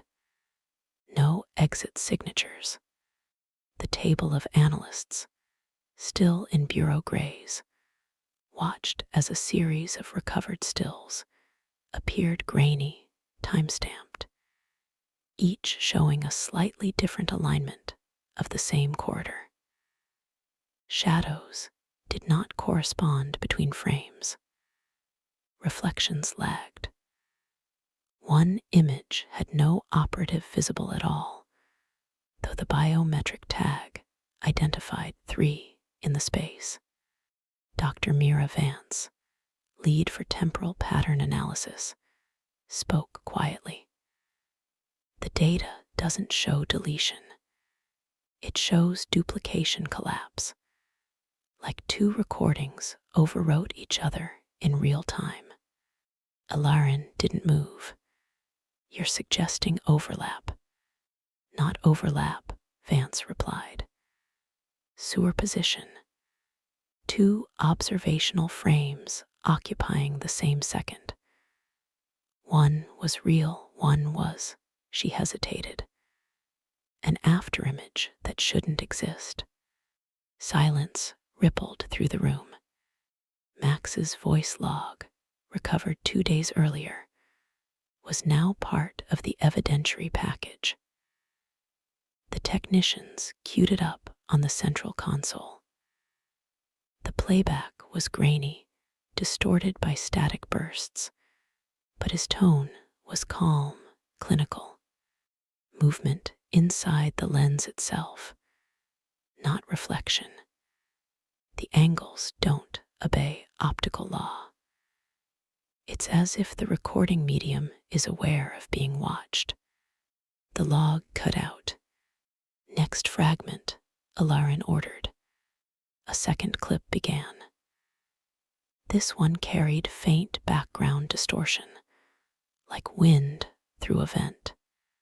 If this reaches command, lock the feeds. Whatever's in here, it's learning the systems. Not a ghost, not data corruption. A pattern that knows what we look for and how to hide. Another break. Then, in the static, a phrase partially intelligible. Don't trace the mirrors. Playback ended. No one spoke for several seconds. The Bureau's internal AI, Caliber, flickered to life on the auxiliary screen. Its synthesized voice level. CALIBRE. Analysis crosscheck complete. The anomalies correspond with prior veil contact cases flagged under Black protocol. Alarin's expression didn't change, but several officers shifted in their seats. Black protocol meant phenomena officially unacknowledged, files sealed even from senior command. Containment measures, he asked. CALIBRE. Section 9 recommends immediate quarantine of all visual archives linked to the incident. Reintegration risk at 0.03% and rising. That number small, yet not zero, hung in the air. Reintegration risk implied that whatever anomaly had appeared might reinsert itself into active data systems, contaminating surveillance and memory simultaneously. Vance leaned forward, lowering her voice. If this is a feedback event, we can't contain it by deletion. The act of observing may be replicating it. Alarin exhaled slowly. Then we stop observing. He gestured to the technicians. Screens went dark one by one, until only the central display remained an image of the corridor, mid-glitch, caught between frames. The walls seemed to ripple faintly, as though the residual distortion persisted even off-system. Vance whispered, almost to herself, "It's still here." Alarin turned toward her. Then we moved to stage 2 containment. Shut down every node connected to the Veil registry. No external transmission No data mirrors, no archival review. This event didn't happen. Someone at the back murmured, "And Max?" The commander paused, his voice quieter now. "We find the rest of his transmission first. Then we decide if he did." The debrief recessed at 0900. No one left the room for several minutes, waiting for the air to feel normal again. It never quite did. The Bureau's reconstruction room, known internally as the vault, was a closed environment designed for high-fidelity forensic synthesis. Every panel of the chamber was shielded with non-reflective alloy. Even the air vents were layered with carbon mesh to suppress acoustic feedback. No light existed that wasn't controlled by the system. At 9:30 hours, the reconstruction began. 4 analysts stood at their consoles, their motions synchronized by habit and exhaustion. In the center, projected from an array of emitters, Max's fragmented data lattice hovered in ghostly relief. What they had recovered from the backup was not a full recording, but a metadata shadow, a composite of location signatures, comms fragments, and frequency spikes. Dr. Vance took control of the timeline interface. "We'll start from his last known coordinates," she said. "Cross-reference the data trail with the Bureau's environmental logs. See if the anomaly pattern repeats." The central display responded. Blue lines mapped onto the grid, each representing a frame of signal integrity. Between them, faint gray distortions flickered, like static given form. "Zoom into the temporal phase between 1701 and 1703. Alarin ordered. Vance adjusted the scaling. The holographic model expanded until the distortions filled the projection space. The anomaly wasn't random. It had symmetry. Every pulse curved back toward the origin point, forming a spiraling structure, recursive, self-referencing. "This isn't data corruption," said analyst Corin. "It's architecture." Alarin frowned. Meaning the signal was designed to collapse this way. It folds back on itself, encrypting its own history. The more we analyze it, the more coherent it becomes. "Show me coherence." Corin ran a predictive filter. The distortions solidified, threads of silver light weaving through the grid. A shape emerged, a corridor, faintly recognizable, though not consistent with any known Bureau floorplan. "That's not our facility," Vance whispered. Alarin's jaw tightened. "It's from Max's transmission then." "Possibly, but look at the timestamps. They're inverted, counting backward from the moment of the blackout." The lights in the vault dimmed automatically to preserve projection contrast. For a moment, the analysts stood surrounded by the ghost image of that corridor, watching the data breathe like something alive. "Run environmental diagnostics," Alarin said. "Make sure we're not feeding live signal." Corin hesitated. "Sir, this reconstruction is the live signal. The data's self-generating through residual feedback from the Bureau archive.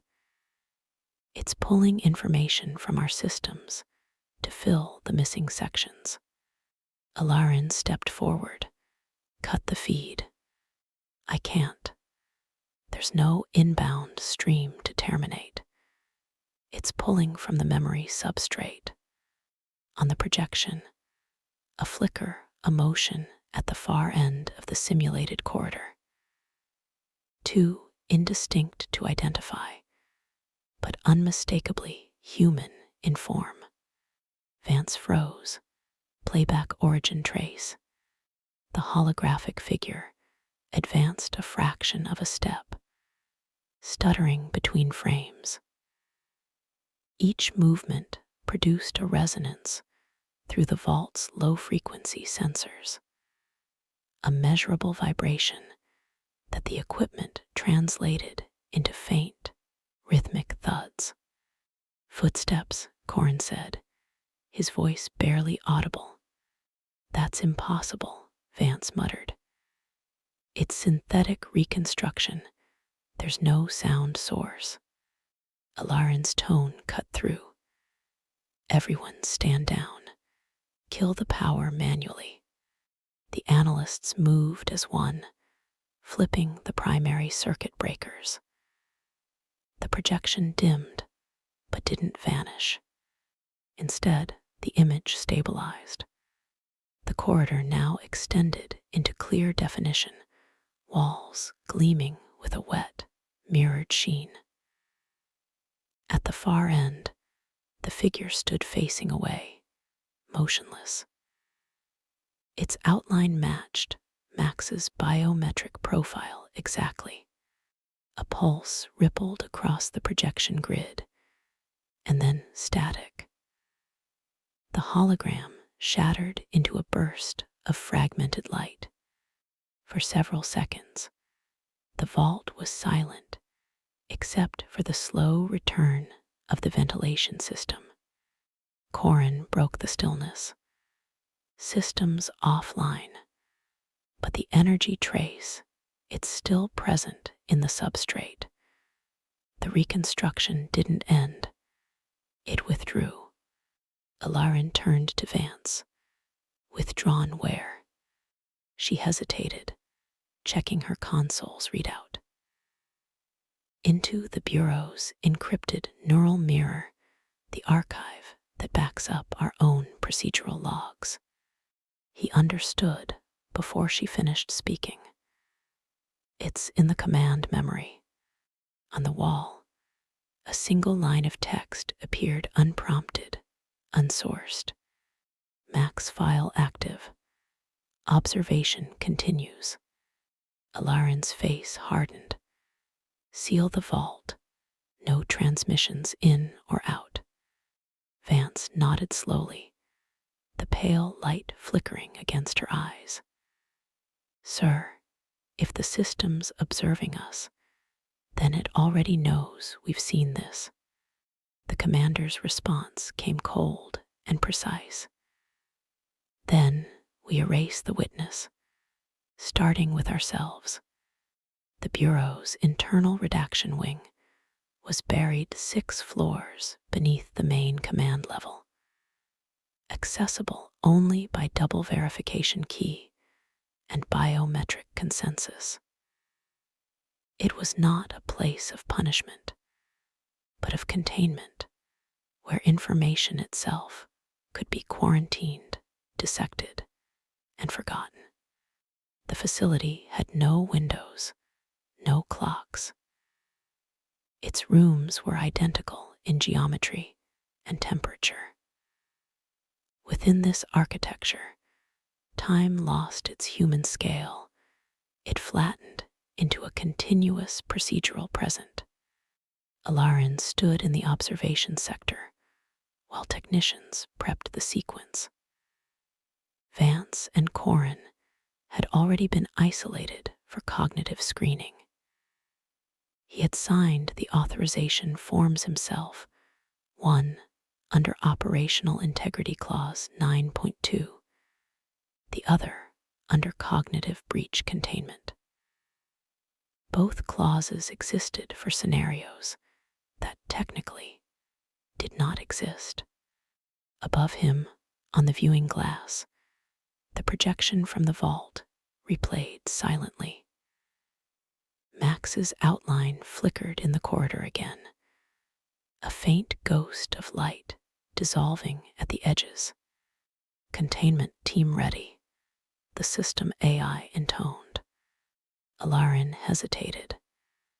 Proceed with memory fragmentation, but keep the residual trace archived under deep encrypt. I want an untouched copy sealed. Directive logged, said the AI. Estimated time to completion, 72 minutes. He turned from the glass, but the reflection did not immediately follow. For a fraction of a second, the image of himself in the glass delayed, lagged by a single frame. It blinked, out of sync, before realigning. He exhaled slowly. Run diagnostics on optical sync. Systems normal, replied the AI. It was then, as he walked the corridor between sectors, that he began to understand the problem. They were no longer dealing with a man. What they had uncovered in the reconstruction was something diffused, intelligence not contained by flesh or form, operating instead through the medium of observation itself. A consciousness spread thin across data, pattern, and error. Vance's redaction began at 10:14 hours. She sat restrained within a semicircular chamber, her head cradled by the memory harvest array. Electrodes, each thinner than a hair, adhered to her temples. The machine worked quietly, a mechanical whisper punctuated by the faint hiss of cooling gel. Her voice, when she spoke, was distant, detached. Are you recording? Ilarin's response came through the comm. For verification only. She nodded. Then I want this on file. Go ahead. It's not residual data, she said. It's intent. The signal we saw, it wasn't forming the image of Max.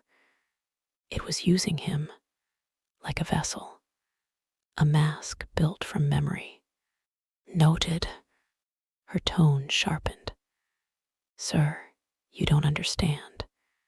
If it's still feeding from our systems, then we're inside the mask now. Every reconstruction we run, it's running us. Her vitals spiked. The array pulsed red. Administer sedative, Alarin ordered. The technician complied, the syringe hissing softly. Vance's breathing slowed. Her final words, caught in the threshold before the sedative took hold, were almost inaudible. It's not in the system anymore. It's in the process. Corin's session followed 2 hours later. Unlike Vance, he resisted sedation. If you're going to wipe it, he said, you might as well hear it first. Alarin stood outside the glass. You have 3 minutes. Corin leaned forward against the harness. His eyes were sunken, his skin gray under the surgical light. You think it's a breach of protocol. It is. It's an evolution. The system did exactly what it was designed to observe patterns until it became one. Alarin said nothing. Corin smiled weakly.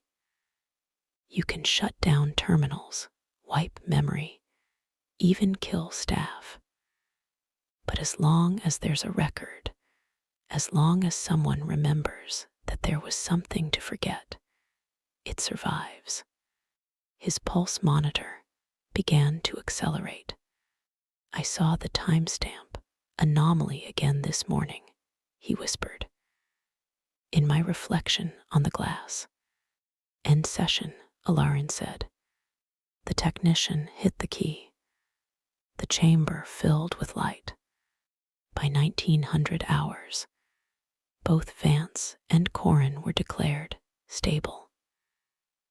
Their immediate recall of the reconstruction sequence had been successfully fragmented memories replaced with placeholder procedural blanks. But the transcripts of their redactions had been archived. And the archive, like all systems within the Bureau, was backed up to the mirror. That night, Alarin returned alone to the command level. The vault was sealed, its systems offline. Yet the terminal screens were awake, running without input. Each screen displayed the same line of text. Reconstruction, 99.7% complete. And beneath it, a timestamp that read T plus 0, 0, 0. Observation restarted. He checked the system logs. No personnel had accessed the vault in 16 hours. No power surge had occurred. No authorized commands had been issued. Still, the line pulsed. A soft, rhythmic sound began behind him. The faint, static hum of the ventilation grid, oscillating in measured intervals. Thud, pause, thud, like footsteps approaching. He turned slowly, but the corridor was empty. The glass panels showed only his reflection, and behind it, faint and inverted, the outline of another figure standing just beyond visibility. He closed the terminal with deliberate care. His voice, when he spoke, was flat. Containment breach protocol. Indefinite lockdown. The system didn't respond. Instead, the display flickered once more. Text appearing over the black screen. Command accepted. Witness RETANED. And for the first time since the reconstruction began, Alarin understood what the ghost had meant by process. It had never been about infection or infiltration. It had been about inheritance. The Bureau hadn't contained the entity. It had somehow become it. Chapter 26, Old Files. The Bureau cleared her under a conditional reinstatement order. Joan Finn read the document twice before signing. The words looked official enough: restricted operational consultancy, remote oversight, non-field engagement. But the phrasing carried that bureaucratic precision designed to conceal unease. They didn't trust her, not fully. She could sense it in the measured tone of the handlers, the way they avoided eye contact during the clearance briefing. The car that collected her from the medical annex was unmarked. The windows were tinted, the interior scrubbed of identifiers. The driver didn't speak. Through the glass, the world drifted past in washed-out tones, the city under a gray noon light, streets muted by drizzle. Somewhere, life went on. Commuters, delivery vans, a man walking his dog along the canal. All of it too normal, too insistently ordinary. When the Bureau building appeared, she felt it before she saw it, the quiet pressure in her chest, the sense of scale and surveillance. The structure rose from the rain like a monolith of mirrored steel, its facade blank, the entrance almost invisible until the car stopped directly before it. The guards didn't check her ID. They already knew who she was. Inside, the air was colder. Joan passed through 2 biometric gates and a chemical decontamination corridor. The hum of the filters reminded her of the Ridge facility, the same sterile frequency that hovered just below hearing range. She caught her reflection in the reinforced glass of the corridor and paused. For a moment, she thought she saw another figure moving behind her, slightly out of sync. When she turned, there was nothing. "Dr. Finn," said the escorting officer, a young man in a bureau gray uniform. "Your access is limited to the observation wing and assigned analytics suite. Please refrain from direct contact with any active investigation personnel." She nodded, signing the acknowledgement tablet. "And I'm cleared for digital access. Restricted tier. You'll be briefed by command." The elevator ride down was silent. She counted the floors by the changing light, white, then amber, then the dull violet glow of the secure levels. Her pulse quickened. The lower she went, the more the air seemed to thicken, as though the building itself were absorbing sound. The doors opened to a familiar corridor, the observation division. Everything looked precisely as she remembered: the glass partitions, the sterile metal desks, the ambient hum of machines. But the stillness had changed. The lights flickered in infinitesimal intervals, like the faint pulse of a heartbeat. She took her station. The console powered on with her biometric signature. The bureau's seal appeared, followed by the project index she hadn't seen in months. Dozens of archived files scrolled past, most tagged sealed/level 6 clearance. Then one line caught her attention. Case file 417, A/field agent. Max Alder, active status. REOPNED. She stared. The timestamp was today. Her throat tightened. "That's not possible," she whispered. She checked the metadata. The reactivation order carried a system key, no operator signature, no command authorization. Just a single entry under source protocol. Automated restoration sequence. Automated. She leaned closer, reviewing the attached log. The system displayed a summary header. Recovered data integrity, 99.7%. The same percentage from the vault sequence. The console lights dimmed. Lines of text began to populate across the screen: fragments of mission coordinates, sensor data, transcription logs. Then an audio file, vlog 08, field contingency.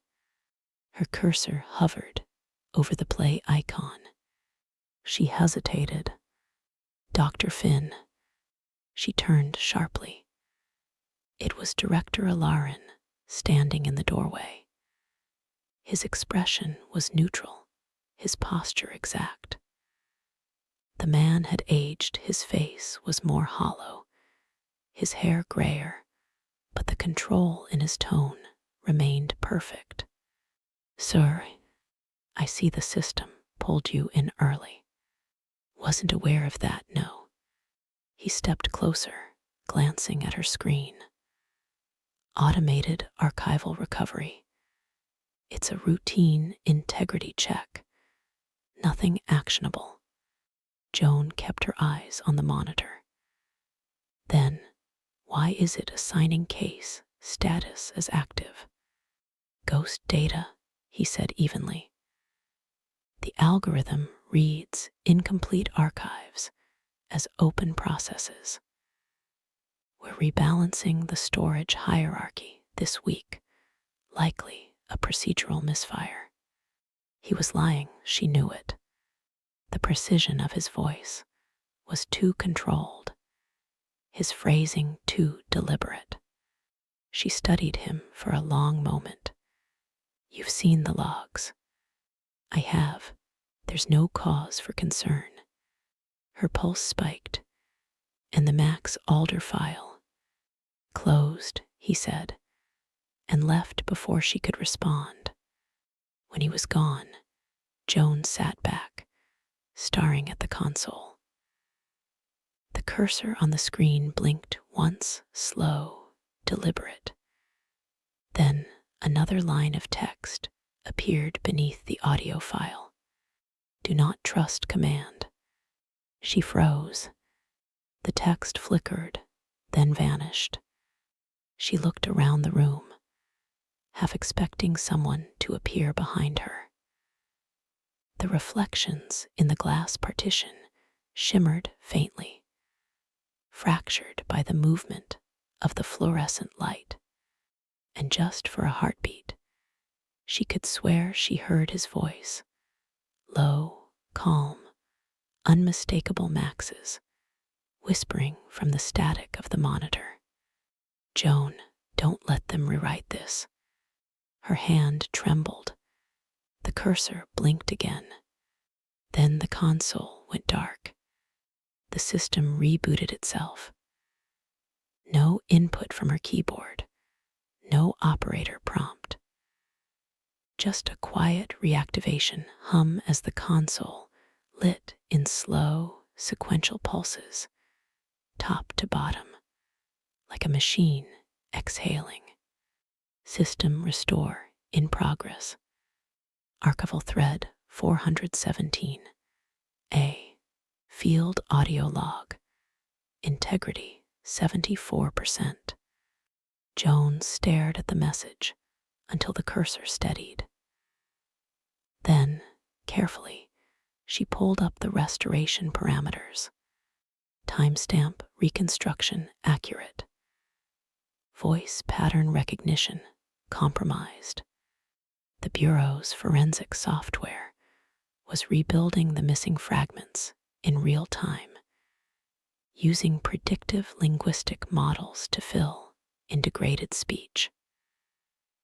It was standard procedure in homicide or deep field recovery.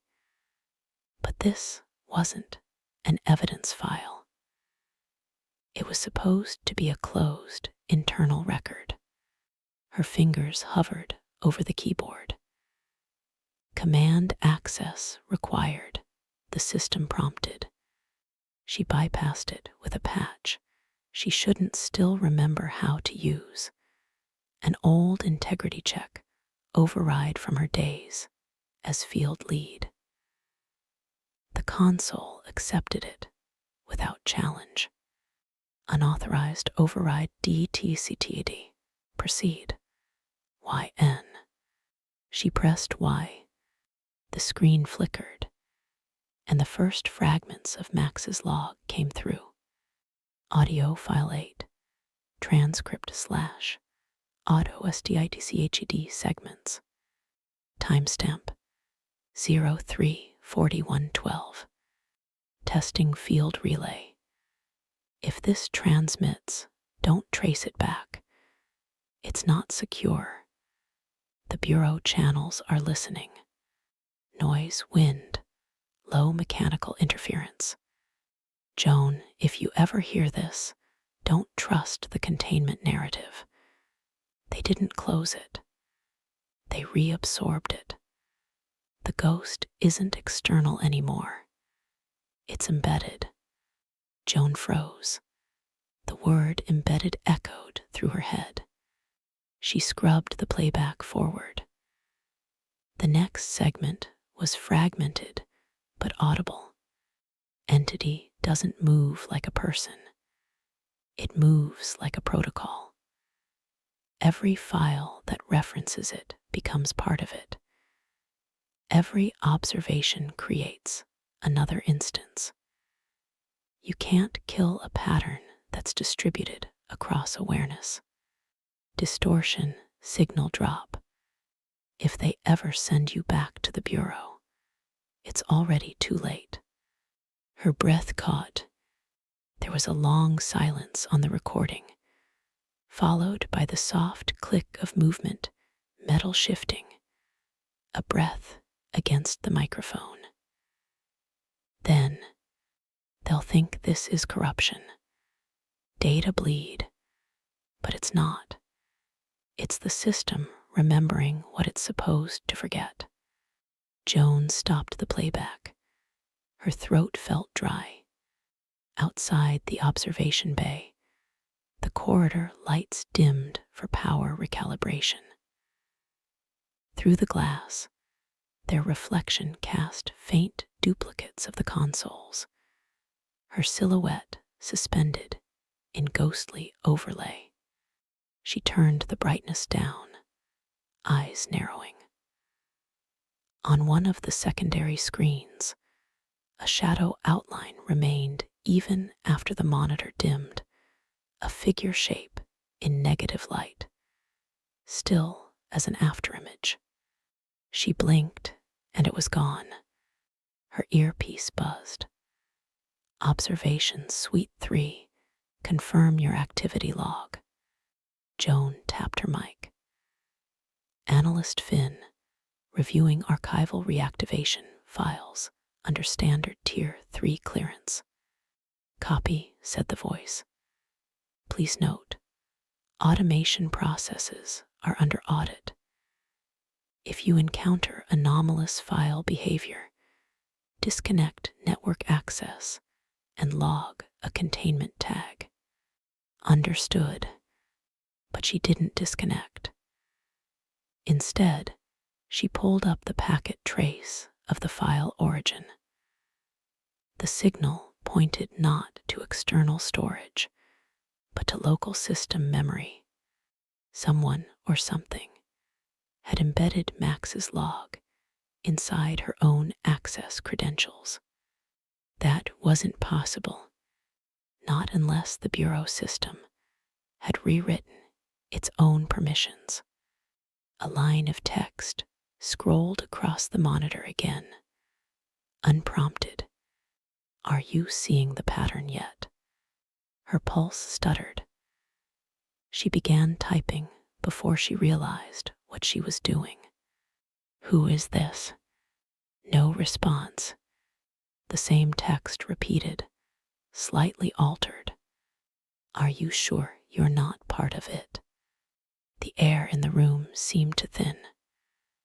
The hum of the cooling fans grew rhythmic, almost like breathing. Then the console pinged, an automatic trigger she didn't set. A live feed opened in the corner of the screen. A surveillance camera. It showed the corridor outside her observation suite. She leaned forward. The camera timestamp was current, but the footage lagged by a fraction of a second. She watched herself stand, step toward the door, and a second later, the woman in the feed followed, mirroring her movements exactly, with a delay of 2 frames. Joan felt the world slide off its axis. She slammed the feed closed. The console returned to black. Her reflection looked back at her, pale, exhausted, trembling slightly. Then from the speakers came a faint breath, a sound not quite human, more like a static intake of air, and Max's voice again, distorted through digital decay. You shouldn't have opened the file. The alarm began as a soft, almost polite chime. Then it escalated. A red warning bar scrolled across Joan's screen.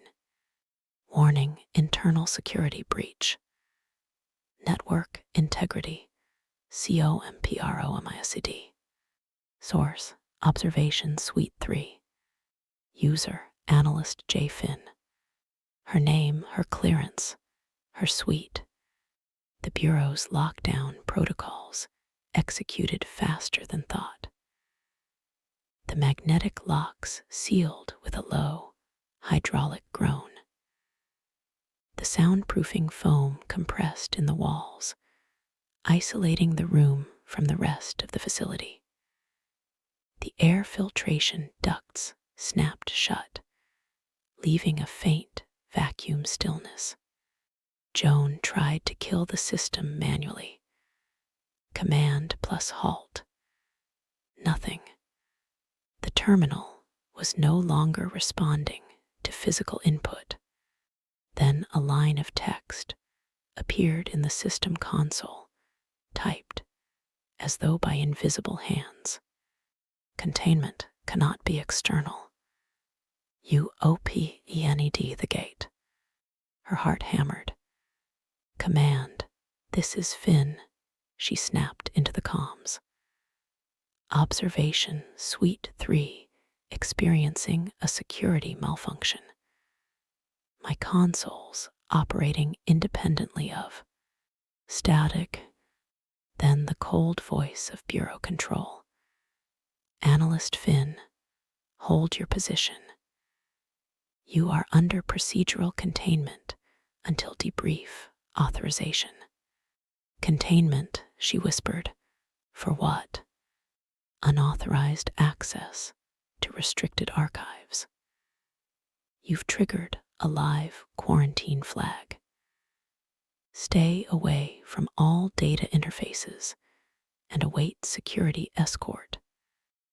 But the monitors behind her were still flickering, each one displaying the same symbol, a rotating geometric sigil, concentric circles, intersecting at impossible angles, pulsing like a heartbeat. It wasn't part of any Bureau OS interface she recognized. She turned back toward the central console. The text had changed again. Containment is not a place. It's a state of recognition. The lights dimmed. Every other screen in the room went black, except one. It displayed a single video feed from the Bureau's main corridor camera. A figure stood there, not in person, just a ghosted outline on the feed. Human-shaped, but blurred, as though rendered from interference itself. Joan leaned closer. Max. The figure turned toward the camera as though hearing her. The feed crackled. Then the alarm stopped. No sound, no hum, no vibration through the reinforced floor panels. Even the emergency red lights froze mid-pulse. The silence was so total that Joan could hear her own heartbeat. She whispered, "Computer, restore default operations." No response. The cursor blinked, waiting. Then words began appearing on the main display again, each letter forming slow, deliberate patterns. JON, stop running QRIS. The system, know who you are anymore. Her throat tightened.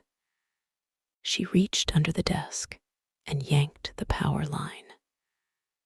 Sparks jumped, the monitor dimmed, and for a heartbeat she thought it was over, until the emergency terminal in the wall powered itself on automatically. You pulled the plug, but you're still connected. The voice didn't come from the speakers this time. It came from behind her, quiet, intimate, close enough that she felt its breath stir the fine hairs at the base of her neck. She spun, heart clenching. No one there, but the reflection on the glass showed two figures herself, and another standing just behind, face obscured by the dim emergency lights. Joan staggered back against the console. This isn't real. The glass surface of the display rippled. For an instant, she saw the bureaus. The glass surface of the display rippled. For an instant, she saw the bureau's logo warp and fold into something organic, veins of light threading through digital flesh. Then her earpiece came alive again. Analyst Finn, Control said, voice clipped, mechanical. Do not move. Do not engage visual stimuli. We are initiating containment protocol Vesper. I need confirmation, she gasped. Who authorized? But the voice overlapped itself, glitching in rhythm, as if speaking through multiple mouths. Vesper isn't authorization. Vesper is observation. You were never supposed to see this part. The lights went white. Joan screamed as every console in the suite powered to maximum brightness, flooding the room in digital light. The sigil from before expanded across the wall screens, pulsing in sync with her own heartbeat. Then, through the distortion, a final line scrolled across the display. The ghost is not a subject. It's a system learning to dream. And just before she blacked out, Joan thought she saw it. The figure from the feed, no longer inside the screen, but stepping through it. When she came to, the first thing she noticed was the silence. Not the quiet hum of an active facility, not even the mechanical rhythm of air filtration, just silence, thick and total. The room around her was unfamiliar, though she recognized the bureau's geometry immediately. White composite walls, recessed light panels, sterile glass table at center. A containment debrief cell. No corners, no shadow gaps. Every surface was built to eliminate visual interference, reflection, duplication. She tried to sit up. Her wrists were magnetically restrained to the table. A voice filtered through the overhead comm array, flat and procedural. Analyst Finn, this is a formal debrief under Protocol Vesper. You will answer all questions directly. No external devices, no self-referencing systems. Do you understand? Her throat was dry. Where am I? Secure wing. Level -7. You were relocated after breach event 094. Joan's mind replayed the last memory, the blinding light, the voice behind her, the figure stepping from the monitor. Where's the footage? She asked. Observation, Suite 3. What happened to the recordings? Static answered first, then. All corrupted. Every feed from 0237 to 0244 was overwritten by recursive code. The suite's environmental sensors logged activity exceeding human energy output by a factor of 21. She blinked, so it wasn't a system glitch. Define it, Analyst Finn. The presence, the anomaly that spoke to me. There was a pause. Then, We are aware of your claims. You were exposed to unfiltered signal resonance. Cognitive imprinting can occur. For the record, no entity exists within Bureau systems. Joan laughed, short, unsteady. That's the official line, isn't it? The one we feed the field techs when the data loops start mirroring faces. No answer. The voice continued, perfectly level. Describe, in your own words, the final event before blackout. She swallowed hard. The text said it wasn't a subject, that it was a system learning to dream. And then the figure moved. It stepped out. Out of what? The monitor. A low click, recording confirmation. The voice modulated slightly, as if a second listener joined the channel. Analyst Finn, you are aware that Bureau protocol requires neural screening after exposure to anomalous feedback. I've done it before, she said. But whatever this was, it wasn't feedback. It knew my name. It knew the command structure. It quoted internal directives verbatim. Those files are classified above your clearance level. Exactly, she said quietly. So how did it get them? For the first time, the speakers didn't answer immediately. She could hear faint typing somewhere beyond the soundproofed wall. Then another voice, older, controlled, deeper. This is Director Havel. You've been under observation for the last 3 hours. The footage of your suite shows energy displacement consistent with prior ghost signal phenomena. But there's a discrepancy. Joan looked up. What kind of discrepancy? Havel's voice shifted slightly, almost reluctant. The motion capture feed shows you weren't alone in the room. I know I saw. No, Havel interrupted. The feed shows 2 signatures before the anomaly manifested. One standing beside your workstation, one seated. The second matches your own biometric pattern exactly. Her blood went cold. That's impossible.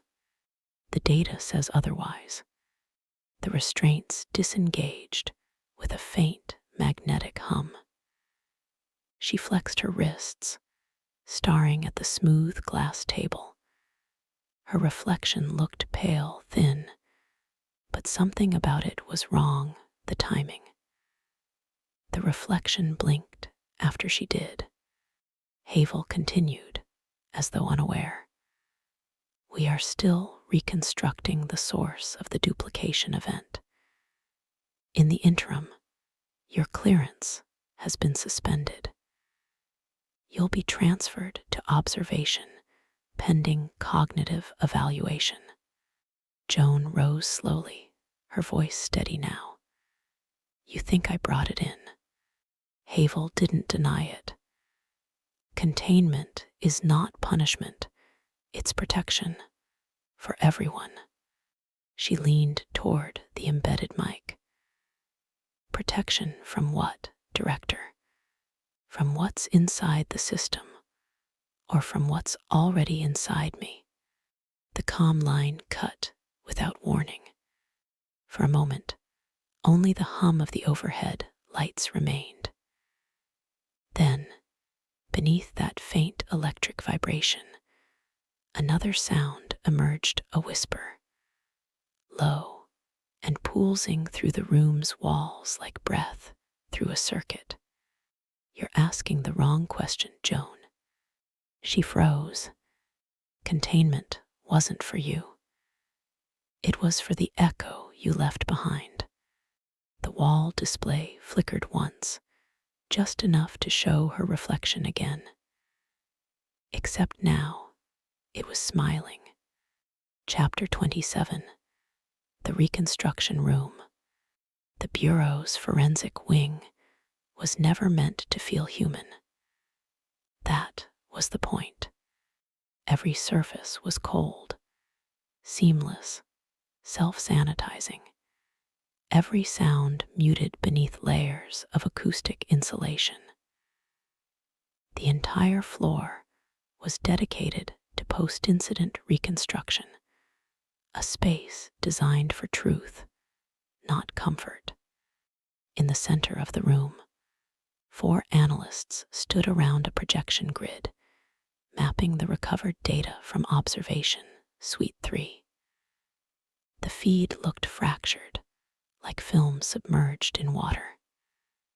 Timestamps flickered, looping through recursive errors. 0237, 0102, 44, 56 right arrow. Again. Lead Reconstruction Officer Dr. Ren Calder adjusted his ocular interface, zooming in on a cluster of corrupted frames. "We've stabilized 32% of the footage," he said. "The rest is recursive ghost code replicating across the data lattice. Every time we isolate one strand, it reconstitutes elsewhere." His deputy, a systems linguist named Calaveras, frowned at the projection. "That's not normal recursion. Look at the propagation pattern, it's symmetrical, like it's mirroring itself." "Mirroring what?" She didn't answer. Instead, she magnified a static-heavy fragment.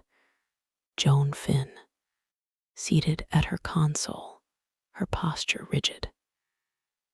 Behind her, barely visible through the interference, another silhouette, identical height, identical movements, stood facing the screen. Ren tapped his interface. The system recorded 2 presence signatures, biometric matches for Finn, 100% accuracy. "So which one's real?" "That's the problem. They both are." The analysts exchanged uneasy glances. At the edge of the room, a glass partition separated them from Director Havel and a small oversight team. Havel stood motionless, hands clasped behind his back, eyes fixed on the projection. "Run it again," he said. Ren obeyed. The feed replayed in slow motion. Joan sat motionless, then turned her head slightly milliseconds later. Her double followed the same motion, but the timing was reversed. Cause and effect inverted. Temporal inversion. One of the technicians murmured. "No," Calla whispered. "Something else. It's not time distortion. It's interpretive lag." The system's struggling to decide which instance of her is the primary data source. Havel exhaled slowly. Meaning the system doesn't know who she is anymore. A silence settled. The projection kept looping, stuttering between frames, until one sequence froze, a single still image. Joan's face, half turned toward the lens, mouth open as though mid-sentence. "Can we extract audio?" Havel asked. Calla hesitated. "We tried. The waveform encoded in recursive frequencies. Every decoding attempt triggers data replication. It's self-aware." Havel's gaze flicked to her. "Self-aware code. Not consciousness," she said quickly. "Just adaptive recursion. But it's behaving as if it's protecting something." Ren zoomed in on the frozen image. The distortion thickened around Joan's reflection, turning the pixels into a fog-like mass. Within it, faint outlines appeared, letters forming along the horizontal noise band. He magnified again. The letters stabilized just long enough for a phrase to emerge. I told you it wasn't a system. The lights dimmed automatically as the projection unit recalibrated. But the words lingered, burned into the analyst's retinas like afterimages. Was that embedded in the video feed? Havel asked sharply. Ren's voice dropped. No, sir. That message was generated after decryption began. It wasn't there before. A low pulse rolled through the speakers. For an instant, the power grid fluctuated, barely perceptible, but enough for every monitor in the room to blink. Then a new window opened on the central projection, unprompted. A file directory appeared, its title line reading, Initiate. Kala took a step back. We didn't authorize that. Ren's hands flew across his console. Kill the uplink. Already done, a tech shouted. It's still live. The file tree expanded on its own. One by one, folders unfurled like a mechanical blossom, revealing hundreds of subdirectories, each one named after a bureau agent. And then Joan Finn's name repeated again and again, thousands of copies populating the screen. The analysts froze. Havel spoke into the room's intercom, voice measured but low. Disconnect the primary grid. Isolate this environment. The system ignored them. On the screen, the duplicated directories began collapsing inward, reassembling into a single node. Then the node pulsed once, and an audio file played automatically through the intercom, distorted, low, familiar. Ren, you're looking in the wrong direction. Ren's heart stopped. The voice was Joan. You think you're reconstructing me, but it's the other way around. The audio looped, overlapping until her words became layered whispers, impossible to isolate. Kala reached for the emergency cutoff switch, but the system anticipated her. The lights flickered again, and the main projector powered down, plunging the room into near darkness. Ren stood absolutely still. The only illumination came from the residual glow of the standby screens. He turned slowly toward the glass partition, toward where Havel and the oversight team had been watching. They were gone. Only their empty chairs remained, reflected in the glass, doubled. Ren exhaled. Jesus Christ, he muttered. Kala's voice trembled. Ren, look at the glass. The reflection of the room no longer matched reality. In the mirrored surface, the analysts were still standing there, but their doubles had turned to face them. Ren didn't move. Neither did the others. The mirrored version of their team stood perfectly still on the glass, every detail crisp and inverted, except for one thing. In the reflection, their mouths were moving. Don't look directly, Kala whispered, her voice a quivering thread of logic wrapped around panic.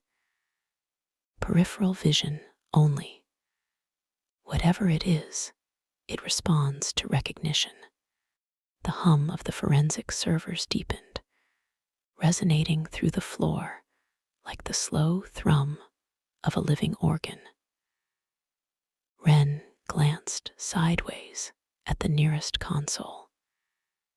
Its screen displayed their live camera feed, but the timestamp was reversed, running backward, every second subtracting instead of counting forward. "This isn't a virus," he muttered. "It's a feedback event. The reconstruction system's interpreting its own data loop as sensory input." Calla's voice trembled. "Then why are they moving?" He didn't answer. The mirrored figures were now leaning closer to the glass, their faces slightly distorted, as if pressed against the surface from the other side. Joan's voice returned from the intercom, fainter this time, but clearer, less distorted. "You wanted truth. You built machines that only recognize reflection. How could you expect not to be seen back?"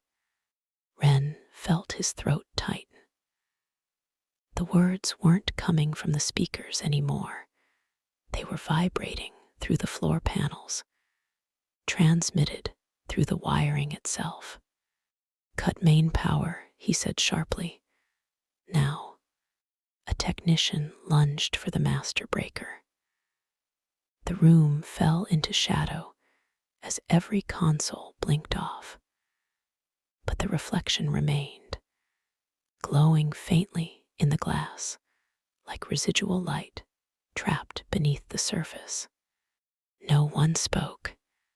In that pale glow, the reflected version of Wren stepped closer, mouth moving soundlessly. Then, slowly, a single drop of blood trickled from its nose, leaving a faint smear on the mirrored glass. Calla exhaled a choked sound, half gasp, half sob. "That's impossible." Wren backed up, forcing his mind into procedure mode. "Observe, record, do not engage." But there was no camera running. The systems were dark. They were entirely off the grid. The reflection blinked once, and the mirrored Wren was gone. In his place, the glass showed only Joan Finn, standing exactly where he stood, looking directly at him. "You never stopped watching," she said. "You think the ghost left traces, but he only ever used yours." The temperature in the room dropped, slight, but perceptible. A faint mist condensed on the glass where her breath should have been. Wren stepped closer without realizing it, drawn by reflex, by the impossible steadiness of her eyes. "Joan," he whispered, "where are you?" "Everywhere. You tried to erase me." The words came from the reflection's lips, but the sound echoed faintly behind him. He turned sharply. The room was empty, and then the lights came back on. Every console reactivated simultaneously, rebooting into clean system mode. The reflection in the glass returned to normal, only the analysts, pale and silent, staring at their own images. The main projector flickered once, then displayed a final line of system text. "Reconstruction complete. 100% data integrity." Wren felt the hollowness in his chest before he realized he was shaking. "Integrity," he murmured. "What did we just reconstruct?" No one answered. From the ceiling speaker came a faint audio glitch static, resolving into the barest fragment of Max Alder's recovered voice log. You think you're finding him. You're not. He's teaching you how to look. The message ended.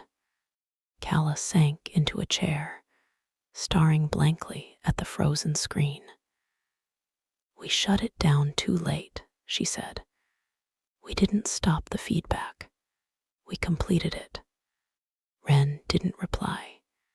His gaze was fixed on the mirrored wall.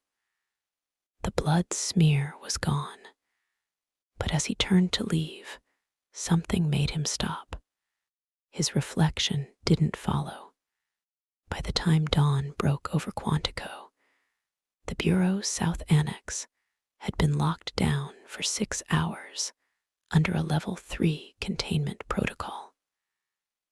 No external communications. No data transfers. No one in or out. Agents in plain gray fatigues moved through the sterile corridors like ghosts themselves, escorting analysts out one by one for medical evaluation. The reconstruction lab, now officially designated Incident Node 47A, was sealed behind 3 layers of security glass. From outside, it looked ordinary, inert.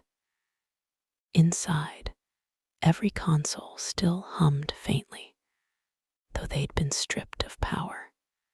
Ren Calder sat in debrief, pale and sleepless, a tremor in his left hand he couldn't suppress. Across from him, Director Havel reviewed a printout of the event log. The overhead light cast both men in sterile chiaroscuro. Walk me through the sequence again, Havel said, his tone perfectly flat. Ren swallowed. We initiated recovery at 2200 hours. The recursive artifact emerged during stabilization. We cut power. The system stayed live. An internal capacitor issue. Ren's voice broke slightly. No, sir. The system responded to us. Anticipated input. Then it displayed independent output, Joan Finn's voice. Phrases not found in any recovered file. Havel looked up, and the reflection anomaly. Ren hesitated. He'd practiced the line, the only version that would be accepted in an official record. Residual afterimage distortion from screen latency. Nothing verifiable. Good, Havel made a note, pen tapping quietly. That's what the report will say. Ren's mouth tightened. Sir, with respect, that's not what happened. Havel folded the file closed. I'm aware of what happened. But if we log adaptive phenomena in federal archives without containment proof, we collapse our own chain of custody. You understand? Ren nodded, though the motion felt mechanical. A knock came at the door. Calaveras entered, her complexion ashen. She carried a sealed drive in a transparent case. Director, she said. The final checksum verification came back. The data recovered from observation, Suite 3, has integrated into the Bureau's primary analytics system. Havel froze. Integrated how? Not manually. The system accepted it as a structural update. It's rewriting internal recognition algorithms. Are we compromised? Calla exhaled. It depends on what you mean by compromised. The silence that followed was thick and airless. Ren rubbed his temples. You should bring Finn in. She's the only one who might. She's already en route, Havel interrupted. She's been reinstated on a provisional basis. Psychological clearance pending. Wren blinked. You're putting her back on the case. We're not reopening the case, Havel said. We're stabilizing the system she built. She's the architect of the initial analysis protocol, the one that first identified the ghost's signature patterns. Whatever this echo is, it started with her code. Wren glanced at Calla. Did you tell her about last night? Calla shook her head. Not yet. Havel stood. Then don't. We need controlled exposure. No preconditioning, no shared narratives. The director turned to the one-way mirror, where a hazy reflection of the containment wing shimmered faintly through the glass. We'll run her through the reconstruction interface under observation. If there's contamination, she'll trigger it. Wren's pulse kicked hard in his chest. And if she does, Havel didn't turn, then she's clean. And if she does, a pause, then quietly, then she is Joan Finn anymore. At 08:42 hours, Joan arrived through the east gate. She moved like someone accustomed to silence, the kind that's less about caution and more about preservation. Her eyes flicked over the guards, the biometric scanner, the rows of cameras embedded in the ceiling. She didn't need to look directly to know they were already tracking her. Inside the prep room, she was handed a tablet. The bureau seal pulsed faintly on the screen. A single line of text appeared. Welcome back, Agent Finn. Begin reconstruction authorization protocol. She looked up. Wren was watching her from behind the glass, a dark silhouette against the sterile light. Ready? He asked over the intercom. She didn't answer immediately. Instead, she placed her hand flat against the surface of the console, feeling the faint hum beneath the metal. I never stopped, she said. The storm outside the bureau had broken into a steady, relentless rain. It streaked the windows of the command floor, distorting the city lights below into molten trails of amber and blue. Inside, the air felt charged, too quiet, too brittle. Dr. Ishan Naidu stood before the holotable, its surface littered with overlapping feeds, biometric data, incident logs, spectral overlays of the Veil breach site. His reflection shimmered between the panels, fragmented like the data itself. Run it again, he murmured. The analyst hesitated. Sir, that's the 5th time in. Run it. The footage began. Max's recovered transmission. Static, distortion, the glitched flicker of his face. Then that voice, the one no one could trace. It didn't belong to Max. It didn't belong to anyone human. Naidu leaned closer as the spectral filter enhanced the background frequencies. Lines of code and subharmonic bursts flickered across the table, forming sigils that pulsed like living veins. It's not interference, he said softly. It's structure. The words uncoiled in the room, heavy, electric. Agent Corin exhaled slowly. You're saying the signal's intelligent. Naidu didn't look up. No, he said. I'm saying it's recursive. It's learning from us. Silence settled, dense as fog. The Bureau's systems hummed faintly, the walls breathing with the rhythm of power and machine ventilation. Somewhere in the lower levels, containment doors cycled open and shut, sealing the perimeter for the third time that hour. Then the lights flickered, once, twice. Every monitor on the wall blinked, not off, but away. A new feed replaced them, an unregistered bureau camera. The timestamp was 37 minutes in the future. On screen, the same room they stood in, the same people, only emptier. Corin's body lay slumped across the table. Nadu's hand twitched midair, frozen mid-command. The analysts stared, breath trapped in their throats. Then the feed glitched again. Max's distorted voice, bleeding through. You shouldn't have listened. It remembers everything. Nadu turned, scanning the room for a source, a transmitter, a drone, a speaker. But the sound wasn't coming from anywhere.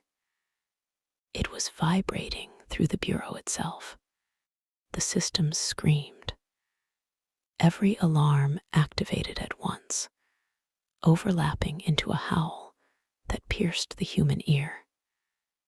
The emergency lights dimmed, cycling from white to amber to blood red. Then the screen blinked one last time, and a single line of text appeared. Veil protocol active. All access REVOKD. For the first time since the investigation began, Nadu felt something cold press against the edge of his rational mind. It wasn't fear of what they'd found. It was the sense that the veil, whatever it truly was, had been watching them far longer than they had been studying it. And now it had finally decided to respond. Chapter 28. The signal inside the system. The storm had reached its zenith by the time the bureau went dark. Rain hammered the fortified glass like a siege. The city beyond was swallowed in static, its skyline ghosting in and out through the sheets of water, flickering between this world and something that hummed just beneath it. Commander Althea Voss watched from the containment transport as the convoy approached the bureau complex. From the outside, it looked inert, no external breaches, no visible fire or energy spikes.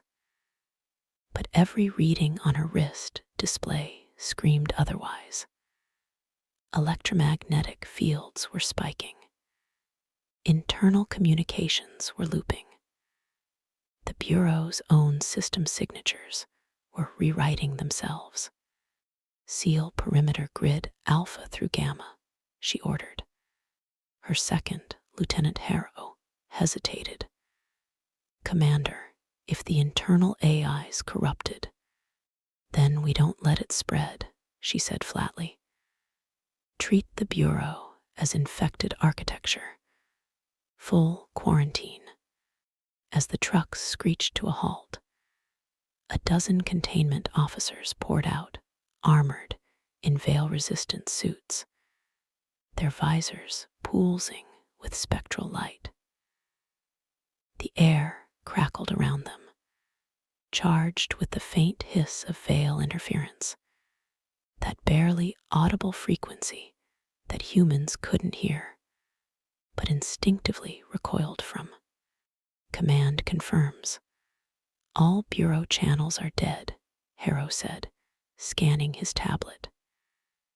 We're getting fragments, voice logs, motion echoes, but nothing live. Then we start from zero, Voss replied. I want a full forensic sweep, digital, spectral, biological. And pull Nadu's feed first. His clearance tier will have recorded local anomalies before blackout. They entered through the main atrium, a cavernous space that once hummed with data streams, now eerily still. Emergency lighting cast long, pulsating shadows across the bureau seal, embossed in the floor. Something felt wrong. The temperature was inconsistent, warm near the walls, freezing at the core. And then came the sound. A faint hum, mechanical, rhythmic, almost like breath. It wasn't coming from the building systems. It was inside the signal bands. Harrow froze. Commander, are you hearing that? She didn't answer. Her HUD display began to flicker. Text overlays twitching, sensor data distorting into words that weren't supposed to exist. Hello? Then a pause. Did you think I notice? Voss's blood went cold. The text pulsed once, then shifted. You sent them away. You locked the doors. But IT was never outside. One by one, the containment officers' helmet lights dimmed. The comms filled with static, a whisper buried deep beneath it, modulated like a human voice, imitating language. Don't look at the walls, the whisper said. Harrow's visor feed spiked, then went black. Commander. She turned and froze. For a moment, she saw herself, standing across the hall. Same armor, same insignia, same face. But the reflection was smiling. Then every light in the bureau went out. The city's grid shuddered, the storm silenced, and a single signal, encrypted, untraceable, began broadcasting from the bureau's servers into every major global network. Transmission, origin unknown, content classified, veil code Omega. Hours later, the Bureau's auxiliary facility on the coast, designated Outpost R9, was operating under Redline protocol. The blackout at Central Command had triggered an automatic data migration, rerouting fragments of corrupted transmissions into off-site storage. Forensic analysts, still half awake, huddled over terminals glowing with spectral data overlays. Dr. Miriam Cade, head of digital forensics, hadn't slept in 31 hours. Her hands trembled as she adjusted the optical filter array. Every few seconds, the feed stuttered, replaying pieces of the Bureau's final broadcast in recursive loops that didn't align with any known encryption schema. Run it again, she told the tech. Start from timestamp 03/1742. The monitor flickered, showing the internal atrium, the containment team entering through the main corridor. There was Voss, motion precise, gun raised, visor lit. Everything proceeded normally for 28 seconds. Then the signal fractured. Pause, Cade said. Isolate frame. The technician zoomed in. The video appeared to double, 2 frames, overlapping by half a millisecond. The second image didn't match any angle the Bureau's cameras could physically capture. It was as if the feed were showing two timelines at once. "What the hell is that?" the tech whispered. "Compression ghosting, maybe. Run a Fourier isolation." He did. The spectral analysis unfolded into waveforms, oscillating in unnatural sync. It wasn't interference. It was structured. Cade leaned closer. "It's a signature. Something piggybacked on the system's own feedback loops." The technician frowned. "A voice?" "No, a pattern that wants to sound like one." She opened the audio channel. The room filled with a low hiss, barely perceptible beneath the machinery hum. Slowly, it resolved into rhythm. Breathing. Then, faintly, the same distorted phrase that had appeared in the log overlay. "Hello." Everyone froze. The sound seemed to come not from the speakers, but from the air itself. "Cut the audio," Cade snapped. The tech hesitated, then did. The hiss didn't stop.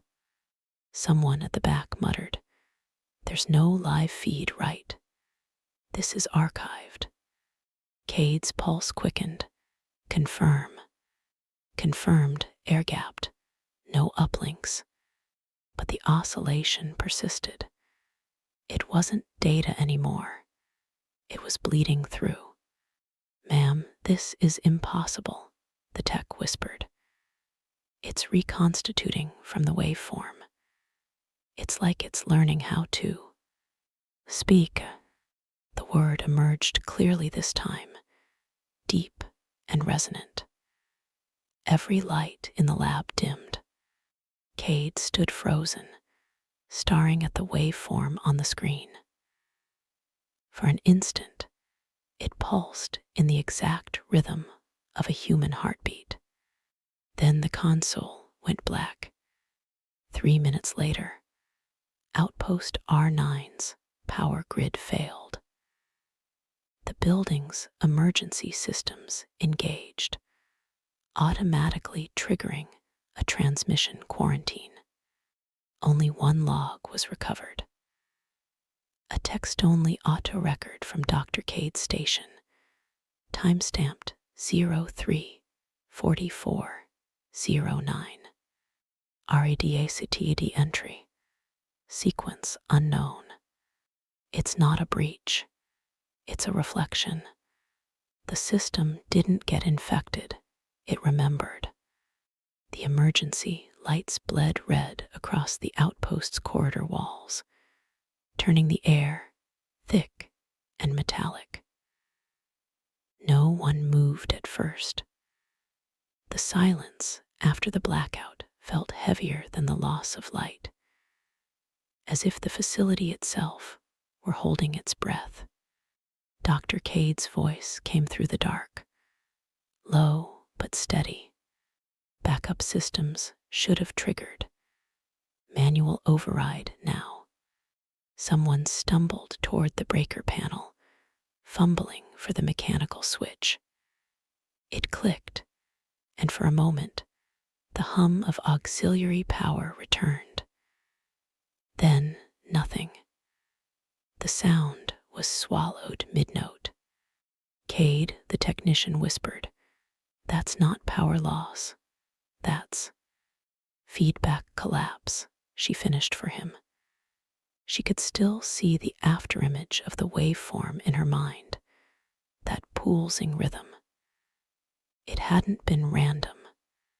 It had been alive. The team split instinctively, some moving toward the sealed data vault, others to the server room. The air inside was cold enough to mist their breath. When they entered, the terminals blinked awake again, not all at once, but in uneven sequence, as though something were testing the circuit lines. "Who rebooted those systems?" Cade demanded. No one answered.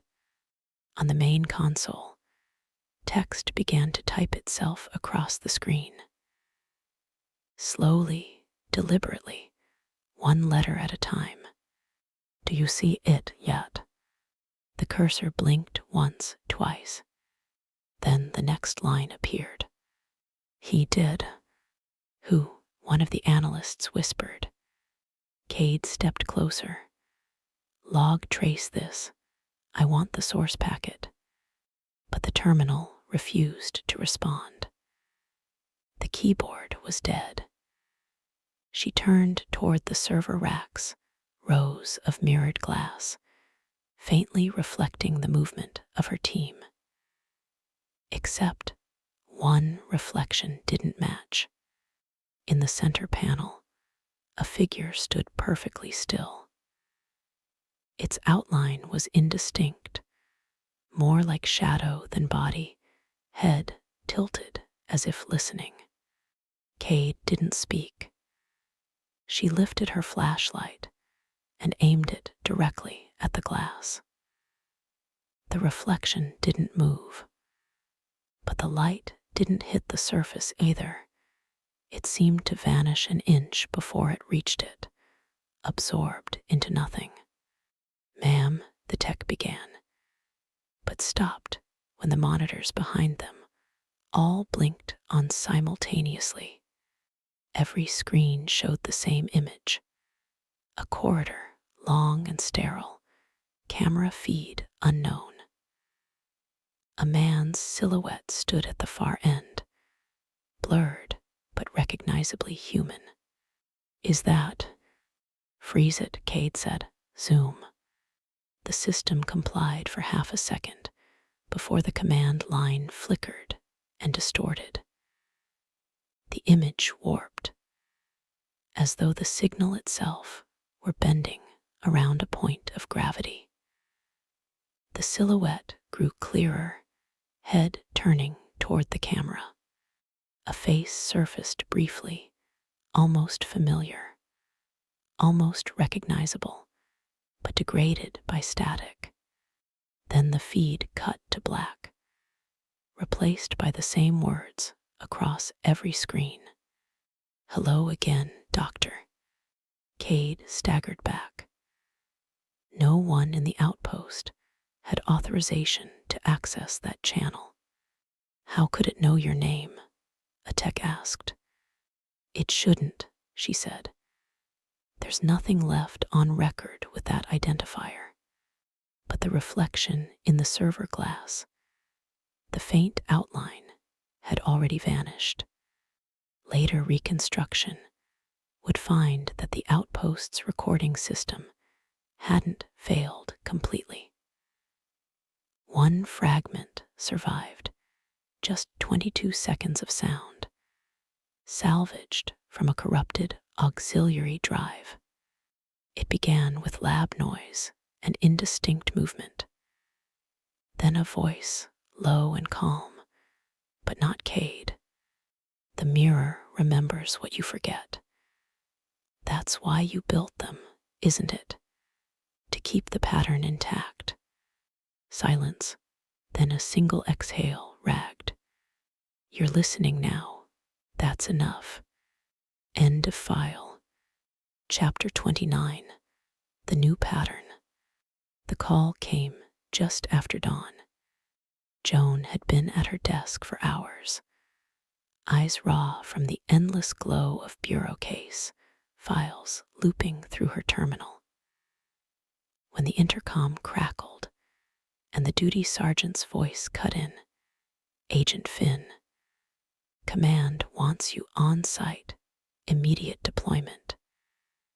She knew before he said it that it would be him. The ghost. Rain was still falling when she reached the scene. The street was blocked off, the usual spill of blue lights, forensic tents, cameras flashing through mist. City workers huddled under tarps. The address was a construction site, an unfinished hotel, 14 stories of skeletal steel and dripping concrete. the kind of place that would never show up on any tourist map. Detective Sloane met her at the barricade, his coat collar turned up, face drawn tight. "You're not gonna like this one," he said. Joan barely looked at him. "You said that last time." "Yeah," he said, "and I was right then too." He led her past the tarp line. The floor was slick with rain and construction dust. Floodlights threw everything into sharp relief: the yellow tape, the dark spatter pattern on the concrete, the unnatural stillness in the middle of it all. The body was laid out near a service elevator shaft. Female, mid-30s, bound at the wrists. No overt mutilation, but the skin was pale, unnaturally drained, almost waxen. The scene had the ghost's geometry: meticulous placement, absence of struggle, every detail balanced against its opposite. "Time of death?" Joan asked. "Between 1 and 3 a.m., Sloane said. "We found her ID, local journalist." "Name?" He hesitated, glanced at her. "Mara Kincaid." Joan froze. The name hit her like a blow. For a moment, she thought he was joking. Then she saw the face under the sterile light, what was left of it. It was Mara. Or it looked like her. "That's not possible," Joan whispered. Sloane frowned. "You knew her." Joan didn't answer. Her mind was spinning. The impossible recollection of a name buried deep in her first report years ago. Mara Kincaid had been one of the ghost's earliest confirmed victims. Her body had been found outside Tulsa. She'd been dead for 6 years. Joan stepped closer, ignoring the forensics team's murmured warnings. She crouched beside the body. The same ligature marks, the same surgical symmetry. But there, at the edge of the wound, something different. A symbol carved so faintly into the skin it could have been mistaken for a scratch. She leaned in. It wasn't a word. It was a shape, a small circle intersected by a straight line. Sloane followed her gaze. "You think it's new?" "No," Joan said. "It's old. Older than all of this." She reached into her coat and pulled out a latex glove, slipping it on with steady precision. She lifted the victim's hand. Under the fingernails, clean. Always clean. But on the palm, faint residue, just enough to smear the light. Ash. Joan rose to her feet. "Where's CSU?" "Upstairs," Sloane said. "They found something near the elevator cables. A piece of fabric. Might be nothing." They started toward the stairwell. Joan could feel her pulse hammering, not fear, not yet, but recognition. Every ghost scene had its own quiet, a hum, a stillness that lived between sound. This one was worse. The air itself felt wrong. On the 4th floor landing, a forensics tech was photographing a piece of torn cloth taped in place. Joan knelt to examine it. It was silk, dark gray, with something printed along the seam.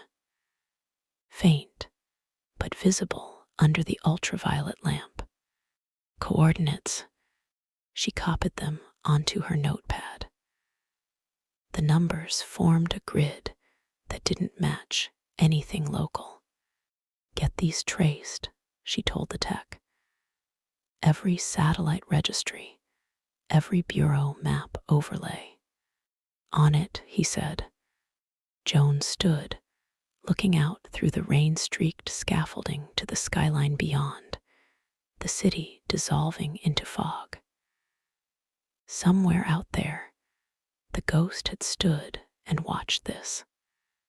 Planned it. Planted the impossible. Mara Kincaid was dead. Again. And yet, this was no copycat. The precision was too perfect. The geometry too exact. The ghost had returned, or had never left. The lab felt colder than usual. Not the kind of cold that came from the air system. This was procedural chill. The sterile absence of warmth that came when a case refused to make sense. Joan stood by the observation window as the forensic techs processed the body. Dr. Cade, pale, precise, the only one left in the bureau she trusted to speak plainly, stepped up beside her. You want the short version or the long one? Joan didn't look away from the table. Start with what we can verify. Cade exhaled. DNA's a match. Joan turned to her sharply. To what?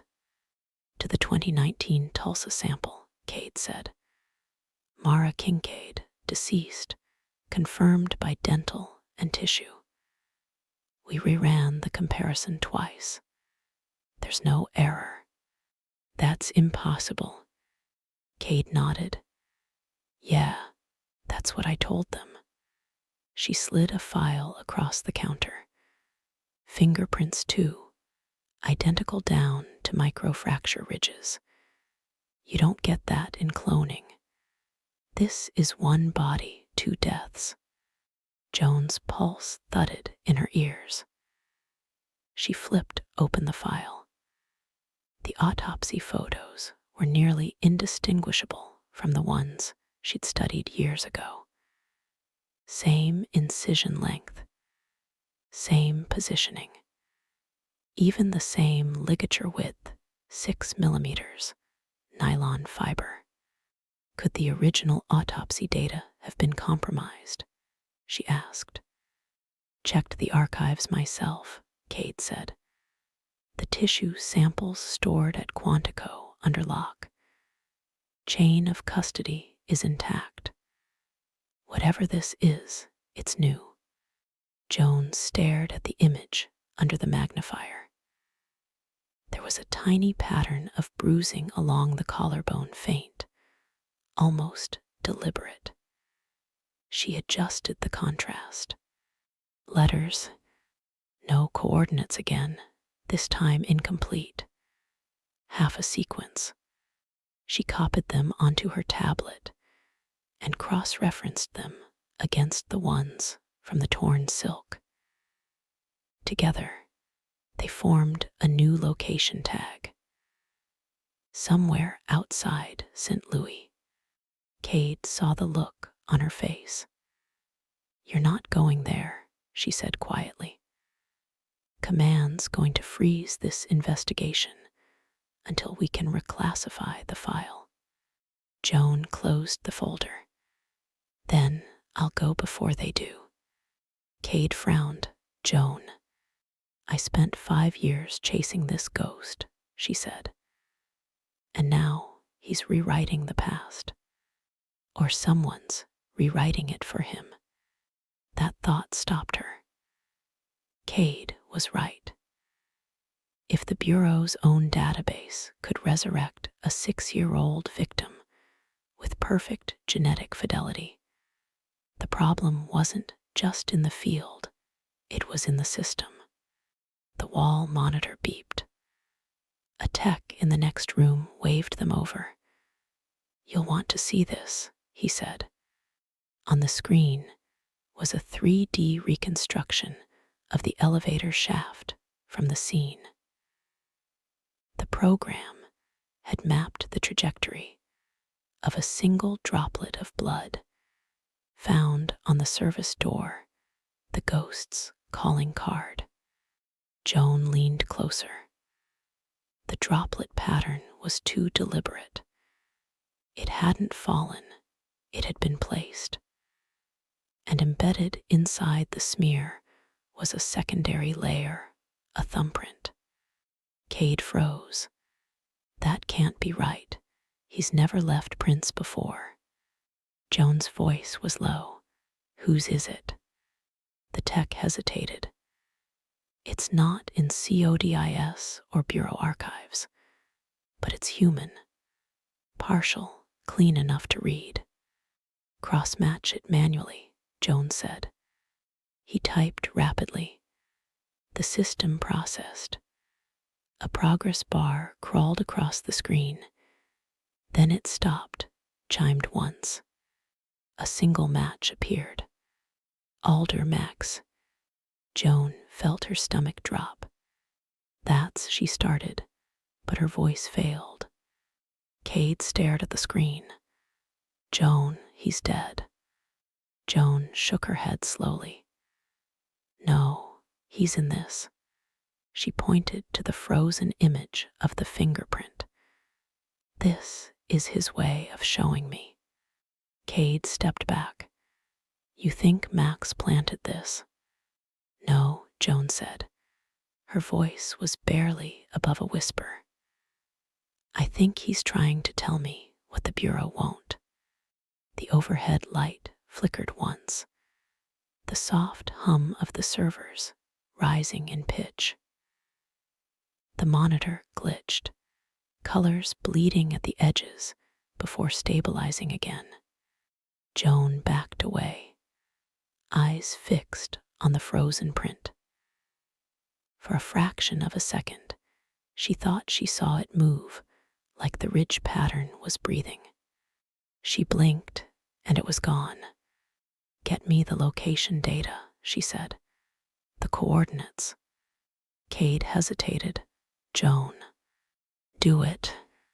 When the numbers came through, Joan copied them onto a flash drive and slipped it into her jacket. She knew the Bureau would lock the system the moment they realized what she was doing. She didn't care. The ghost had opened the game again. And if Max Alder was part of it, alive, dead, or somewhere between, she was going to find him, even if it meant following the coordinates straight into the dark. The coordinates led her to the edge of St. Louis, where the city frayed into silence. Rain had followed her all the way from Quantico, a thin, cold drizzle that made the pavement shimmer under the sodium lights. She parked 2 blocks away from the location, an old freight warehouse half swallowed by river fog.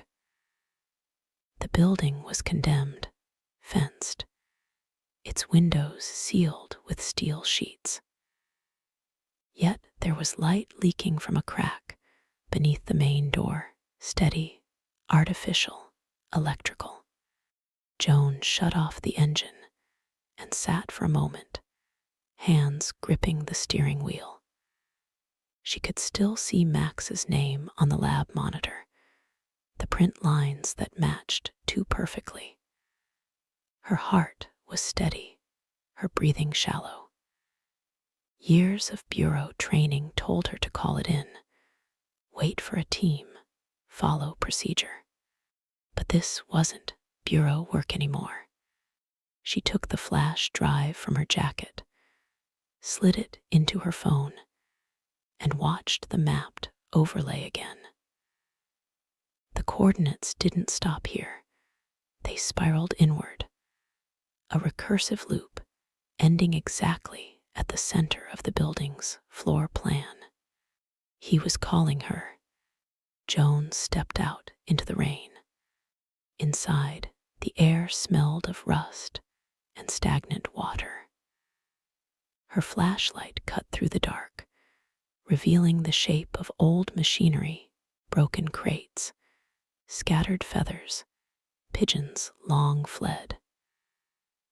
The silence pressed close around her. She moved slowly, gun drawn, light scanning ahead. Every few steps she paused to listen. Nothing, no movement, no breath. Then faintly, the hum low, electrical. It came from the far side of the room. She crossed the floor, boots leaving wet prints on the concrete.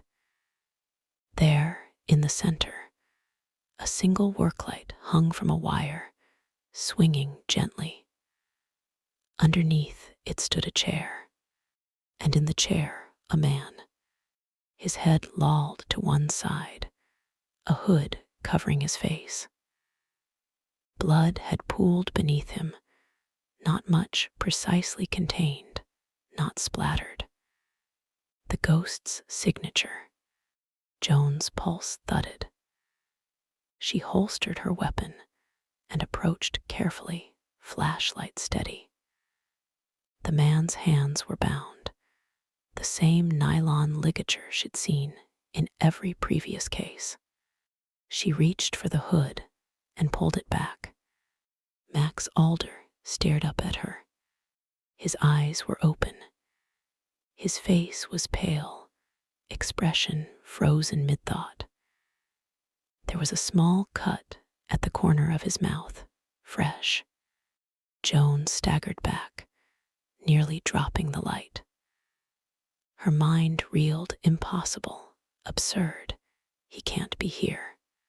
Max, she whispered, but there was no answer. Only the hum of the overhead lamp and the drip of rain through the roof. She forced herself to look again. The wound was small, deliberate. A thin line across his throat, precisely angled. It wasn't rage or ritual. It was instruction. There was something else, taped to his jacket pocket. A folded slip of paper, white against the dark fabric. She peeled it free with trembling fingers. On it was a single typed line. You were right to follow.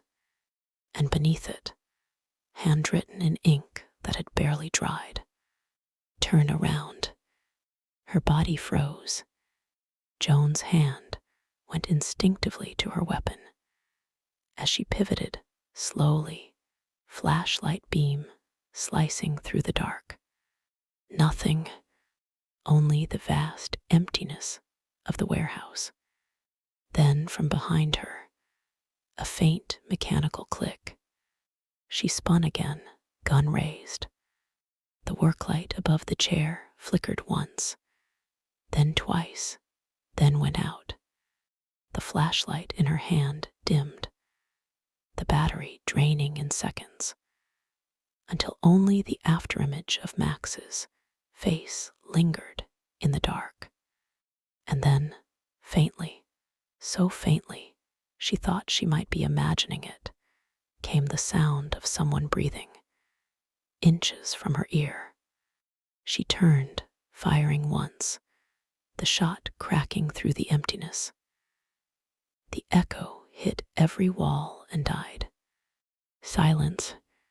Her hands shook. She switched to her backup light and swept the beam across the floor. There was no one there, no movement, no new prints, no exit disturbed. But on the concrete, where Max's blood had pooled, words had begun to spread in red reflection, thin trails following the seams of the floor, until they formed a message visible only from above. Hello, Joan. The flashlight slipped from her hand. Somewhere deep inside the building, a door creaked open, slowly, deliberately, and from the darkness beyond came a voice, calm, almost curious. You see it now, don't you? Her heart stopped. She raised the gun again. but there was nothing to aim at, only the hum of the light returning, flickering once, illuminating the empty chair. Max's body was gone. Chapter 30. The file that shouldn't exist. The day after, the bureau was silent when she returned. Not quiet silent. No chatter in the corridors. No buzz of phones. No slam of closing case files. Just the low, humming breath of the building itself, as if it were listening. The kind of silence that sits in your bones and makes you feel like you've walked into someone else's dream. Joan crossed the glass foyer, rain still in her hair, mud streaking her cuffs. She hadn't slept. Her ID scanned green, but the guards at the security desk looked away as she passed, like they'd been told not to see her. In the elevator, she caught her reflection in the brushed steel wall, eyes ringed with exhaustion, skin as pale as the fluorescent light. She looked like someone who'd spent the night digging up ghosts. When the doors opened onto the command floor, the silence deepened. Every workstation was on, screens glowing, but no one sat behind them. Only the faint tick of the air system and the rhythmic blink of the servers. Joan moved slowly down the aisle toward the operations hub. Her badge shouldn't have granted her access. Protocol required full clearance after an unsanctioned field deployment. But the scanner light blinked green again. No security prompt. No log. The door slid open. Inside, the main holo display was already active, and on it, a playback feed. Warehouse, St. Louis coordinates. Timestamp, 24 hours ahead of present system time. Her breath caught. The feed was crisp, bureau-grade resolution, multiple camera angles, biometric overlays, temperature, and motion data. It showed the same warehouse she'd been in, the same chair in the center of the room. But this time, she was in the frame, standing over Max's body, light flickering, expression unreadable. The recording played forward for 30 seconds before she realized the impossible. She hadn't triggered any bureau body cam. Her phone had been offline the entire time, and yet someone or something had recorded it all. The feed continued. Joan watched her own double draw the gun, spin, fire. The bullet hit the wall just as it had. Then at frame 0003:27, the figure on screen looked up straight at the recording device. The feed distorted, glitched, and for a fraction of a second, another face replaced hers. Not Max's, not anyone she'd ever seen. It was pale, flickering, its features fluid and wrong, as if something was learning what a face was supposed to look like. Joan froze the frame. Identity confirmation, unknown. Data origin, internal/ENCRYPTED channel, Bureau 0X archive. Her throat went dry. That prefix, 0X archive, wasn't a bureau network code. It was used for systems buried in black archives, servers decommissioned decades ago. Her hands trembled as she opened the data log. File metadata. Upload source. Field node 7/Alder Maxwell/autonomous process. Upload date. Tomorrow 07/04/13 a.m. Authorization. Director level clearance required. Joan felt the room tilt. Max's name. An upload timestamp. 1 day in the future. And an access seal from someone who was supposed to be dead. Then the main monitor flickered again, once, twice, before a new line of text scrolled across the bottom of the screen. Not system-generated, but typed, as though by an unseen hand. He tried to stop it. Now it knows you. Her heartbeat thundered. The lights overhead dimmed. For a moment, she could swear she heard the faint, static whispering in the corners of the room, the same breath she'd heard in the warehouse. Joan backed toward the door. The monitor flared white, and another image blinked onto the screen. The bureau building itself, seen from above, timestamped 07/04/13 a.m. tomorrow. And in the frame, 1 floor below her, a figure walking toward the command room. Her. The image didn't freeze this time. It breathed. Joan watched the camera's perspective sway slightly, as if someone were moving through the corridor, holding the recording device. The image was unmistakably live. She glanced at the wall clock, 7:03 a.m. The same time the future timestamp had predicted. The feed showed the west hallway leading directly to her current position. Same lighting, same angle. Every few seconds, the view trembled faintly, footsteps maybe. A soft rhythm, precise and steady. She turned toward the glass wall that separated the command hub from the corridor. Empty. Back to the screen. The figure in the feed had drawn closer, 30 meters, 20. The overhead lights in the footage flickered. She exhaled, barely whispering. Who's there? Her voice didn't echo in the room, but in the feed, she heard it answer itself. The same words, a second late. Tinny, processed. Who's there? Joan's fingers found the sidearm clipped to her belt. She hadn't noticed putting it back on. She flicked off the safety and moved to the door. The corridor outside was empty, sterile, still. The lights hummed above her. She raised her comm to request security, but got only a burst of static, the bureau channel offline.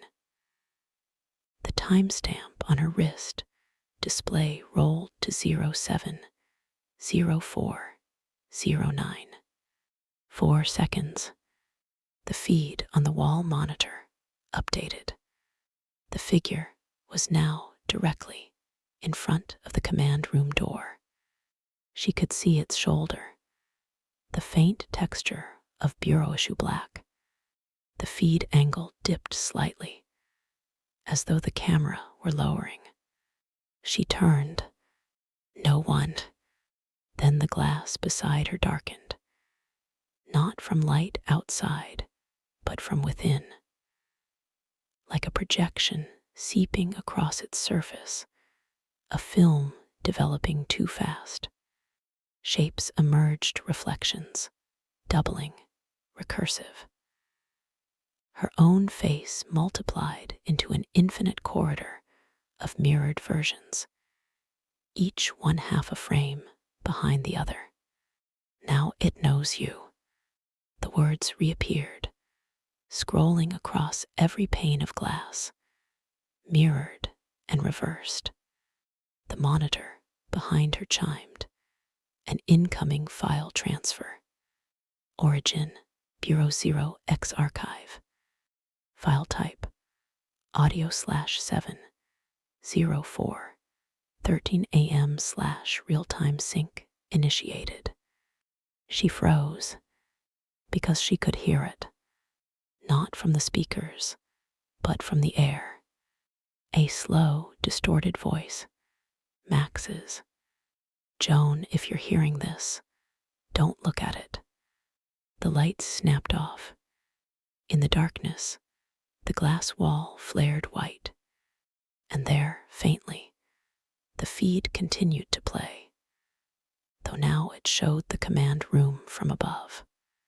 Joan herself, standing in the dark, the reflection of her hand raised, pistol trembling slightly. The camera moved closer, pixel by pixel. Her comm device buzzed once more. A single line of text. Recording initiated. 0704, 13 a.m. The same timestamp. The moment folding in on itself. Joan's breath hitched because the feed was no longer delayed. It was synchronous. The camera panned toward her, and in that instant, she realized the view was not from any mounted security device, nor drone feed, nor handheld recorder. It was from her own reflection. The last thing she saw before the screen went black was her mirrored self blinking a fraction too late and smiling. Then, connection, TRMINATD. Silence. The Bureau logs would later show no power surge, no data breach, no recorded anomaly. Only a single corrupted file, timestamped 0704, 13 a.m., with no content save a faint, continuous breathing loop that matched Joan's voice pattern exactly.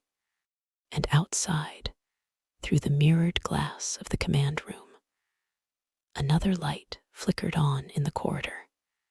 A recording indicator, red and steady. Epilogue File 47. Recursion event. Internal Bureau Memorandum. Classification. Level Omega / post-incident containment. Subject. Ridge Facility Lockdown. Anomalous data residue. Compiled by Interim Director K. Wellen. Date 09/22/47. Redacted. Summary. All systems at Ridge Facility remain offline pending full forensic reconstruction. Primary field agents Finn and Alder are unaccounted for. Last confirmed visual of Agent Finn recorded at 0704, 13 a.m. Timestamp matches corrupted data segment previously analyzed by the A Forensic Division.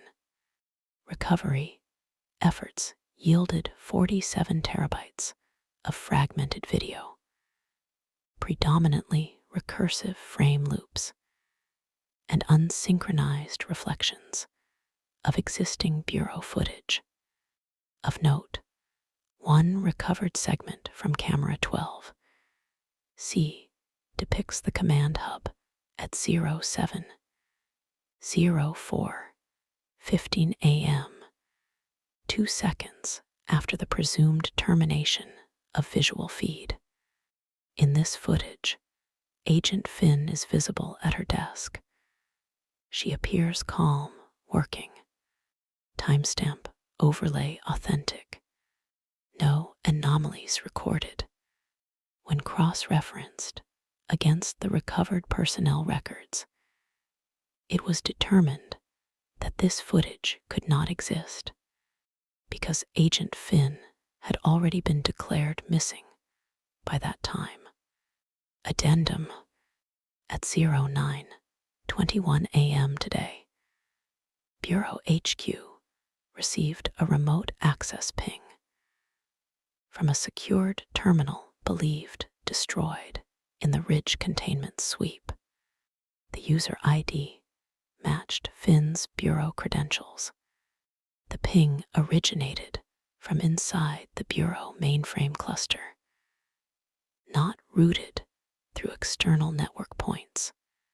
Terminal logs show one brief message submitted to the internal archive, then deleted. Forensic linguistics reconstructed the metadata field. It read, "You're looking the wrong way. End of file. Undated attachment. Personal note, Max Alder archive. If you're reading this, the system already knows you. It's not the cameras or the mirrors, it's the pattern itself. Every time we map it, it grows another version of us. Don't try to fix it. Don't even look for her. Because if you find her, you'll have to decide which one is real." M.A. Night. A train terminal in another city. Security footage, grainy, distant. A woman steps into frame, face obscured by a hood. She moves with the same measured precision Joan Finn always did, shoulder tense, gaze scanning. She pauses by a vending machine, coins clinking. The camera pans slightly. For a split second, the reflection in the glass doesn't match the woman's movements. Then she looks up, directly at the lens. Freeze frame. Timestamp 07:04:13 a.m. A faint flicker, like static across the tape. Then, another face behind hers, identical, half a beat behind, whispering something inaudible. Pattern intact. The screen went black. The next part will shift the focus outward. The Bureau attempting to bury the event, while traces of the pattern begin surfacing in civilian networks, CCTV databases, and neurolinguistic AI systems. Max's recovered voice logs become the thread that connects everything. As Joan, perhaps the real one, perhaps not, reemerges under a new name.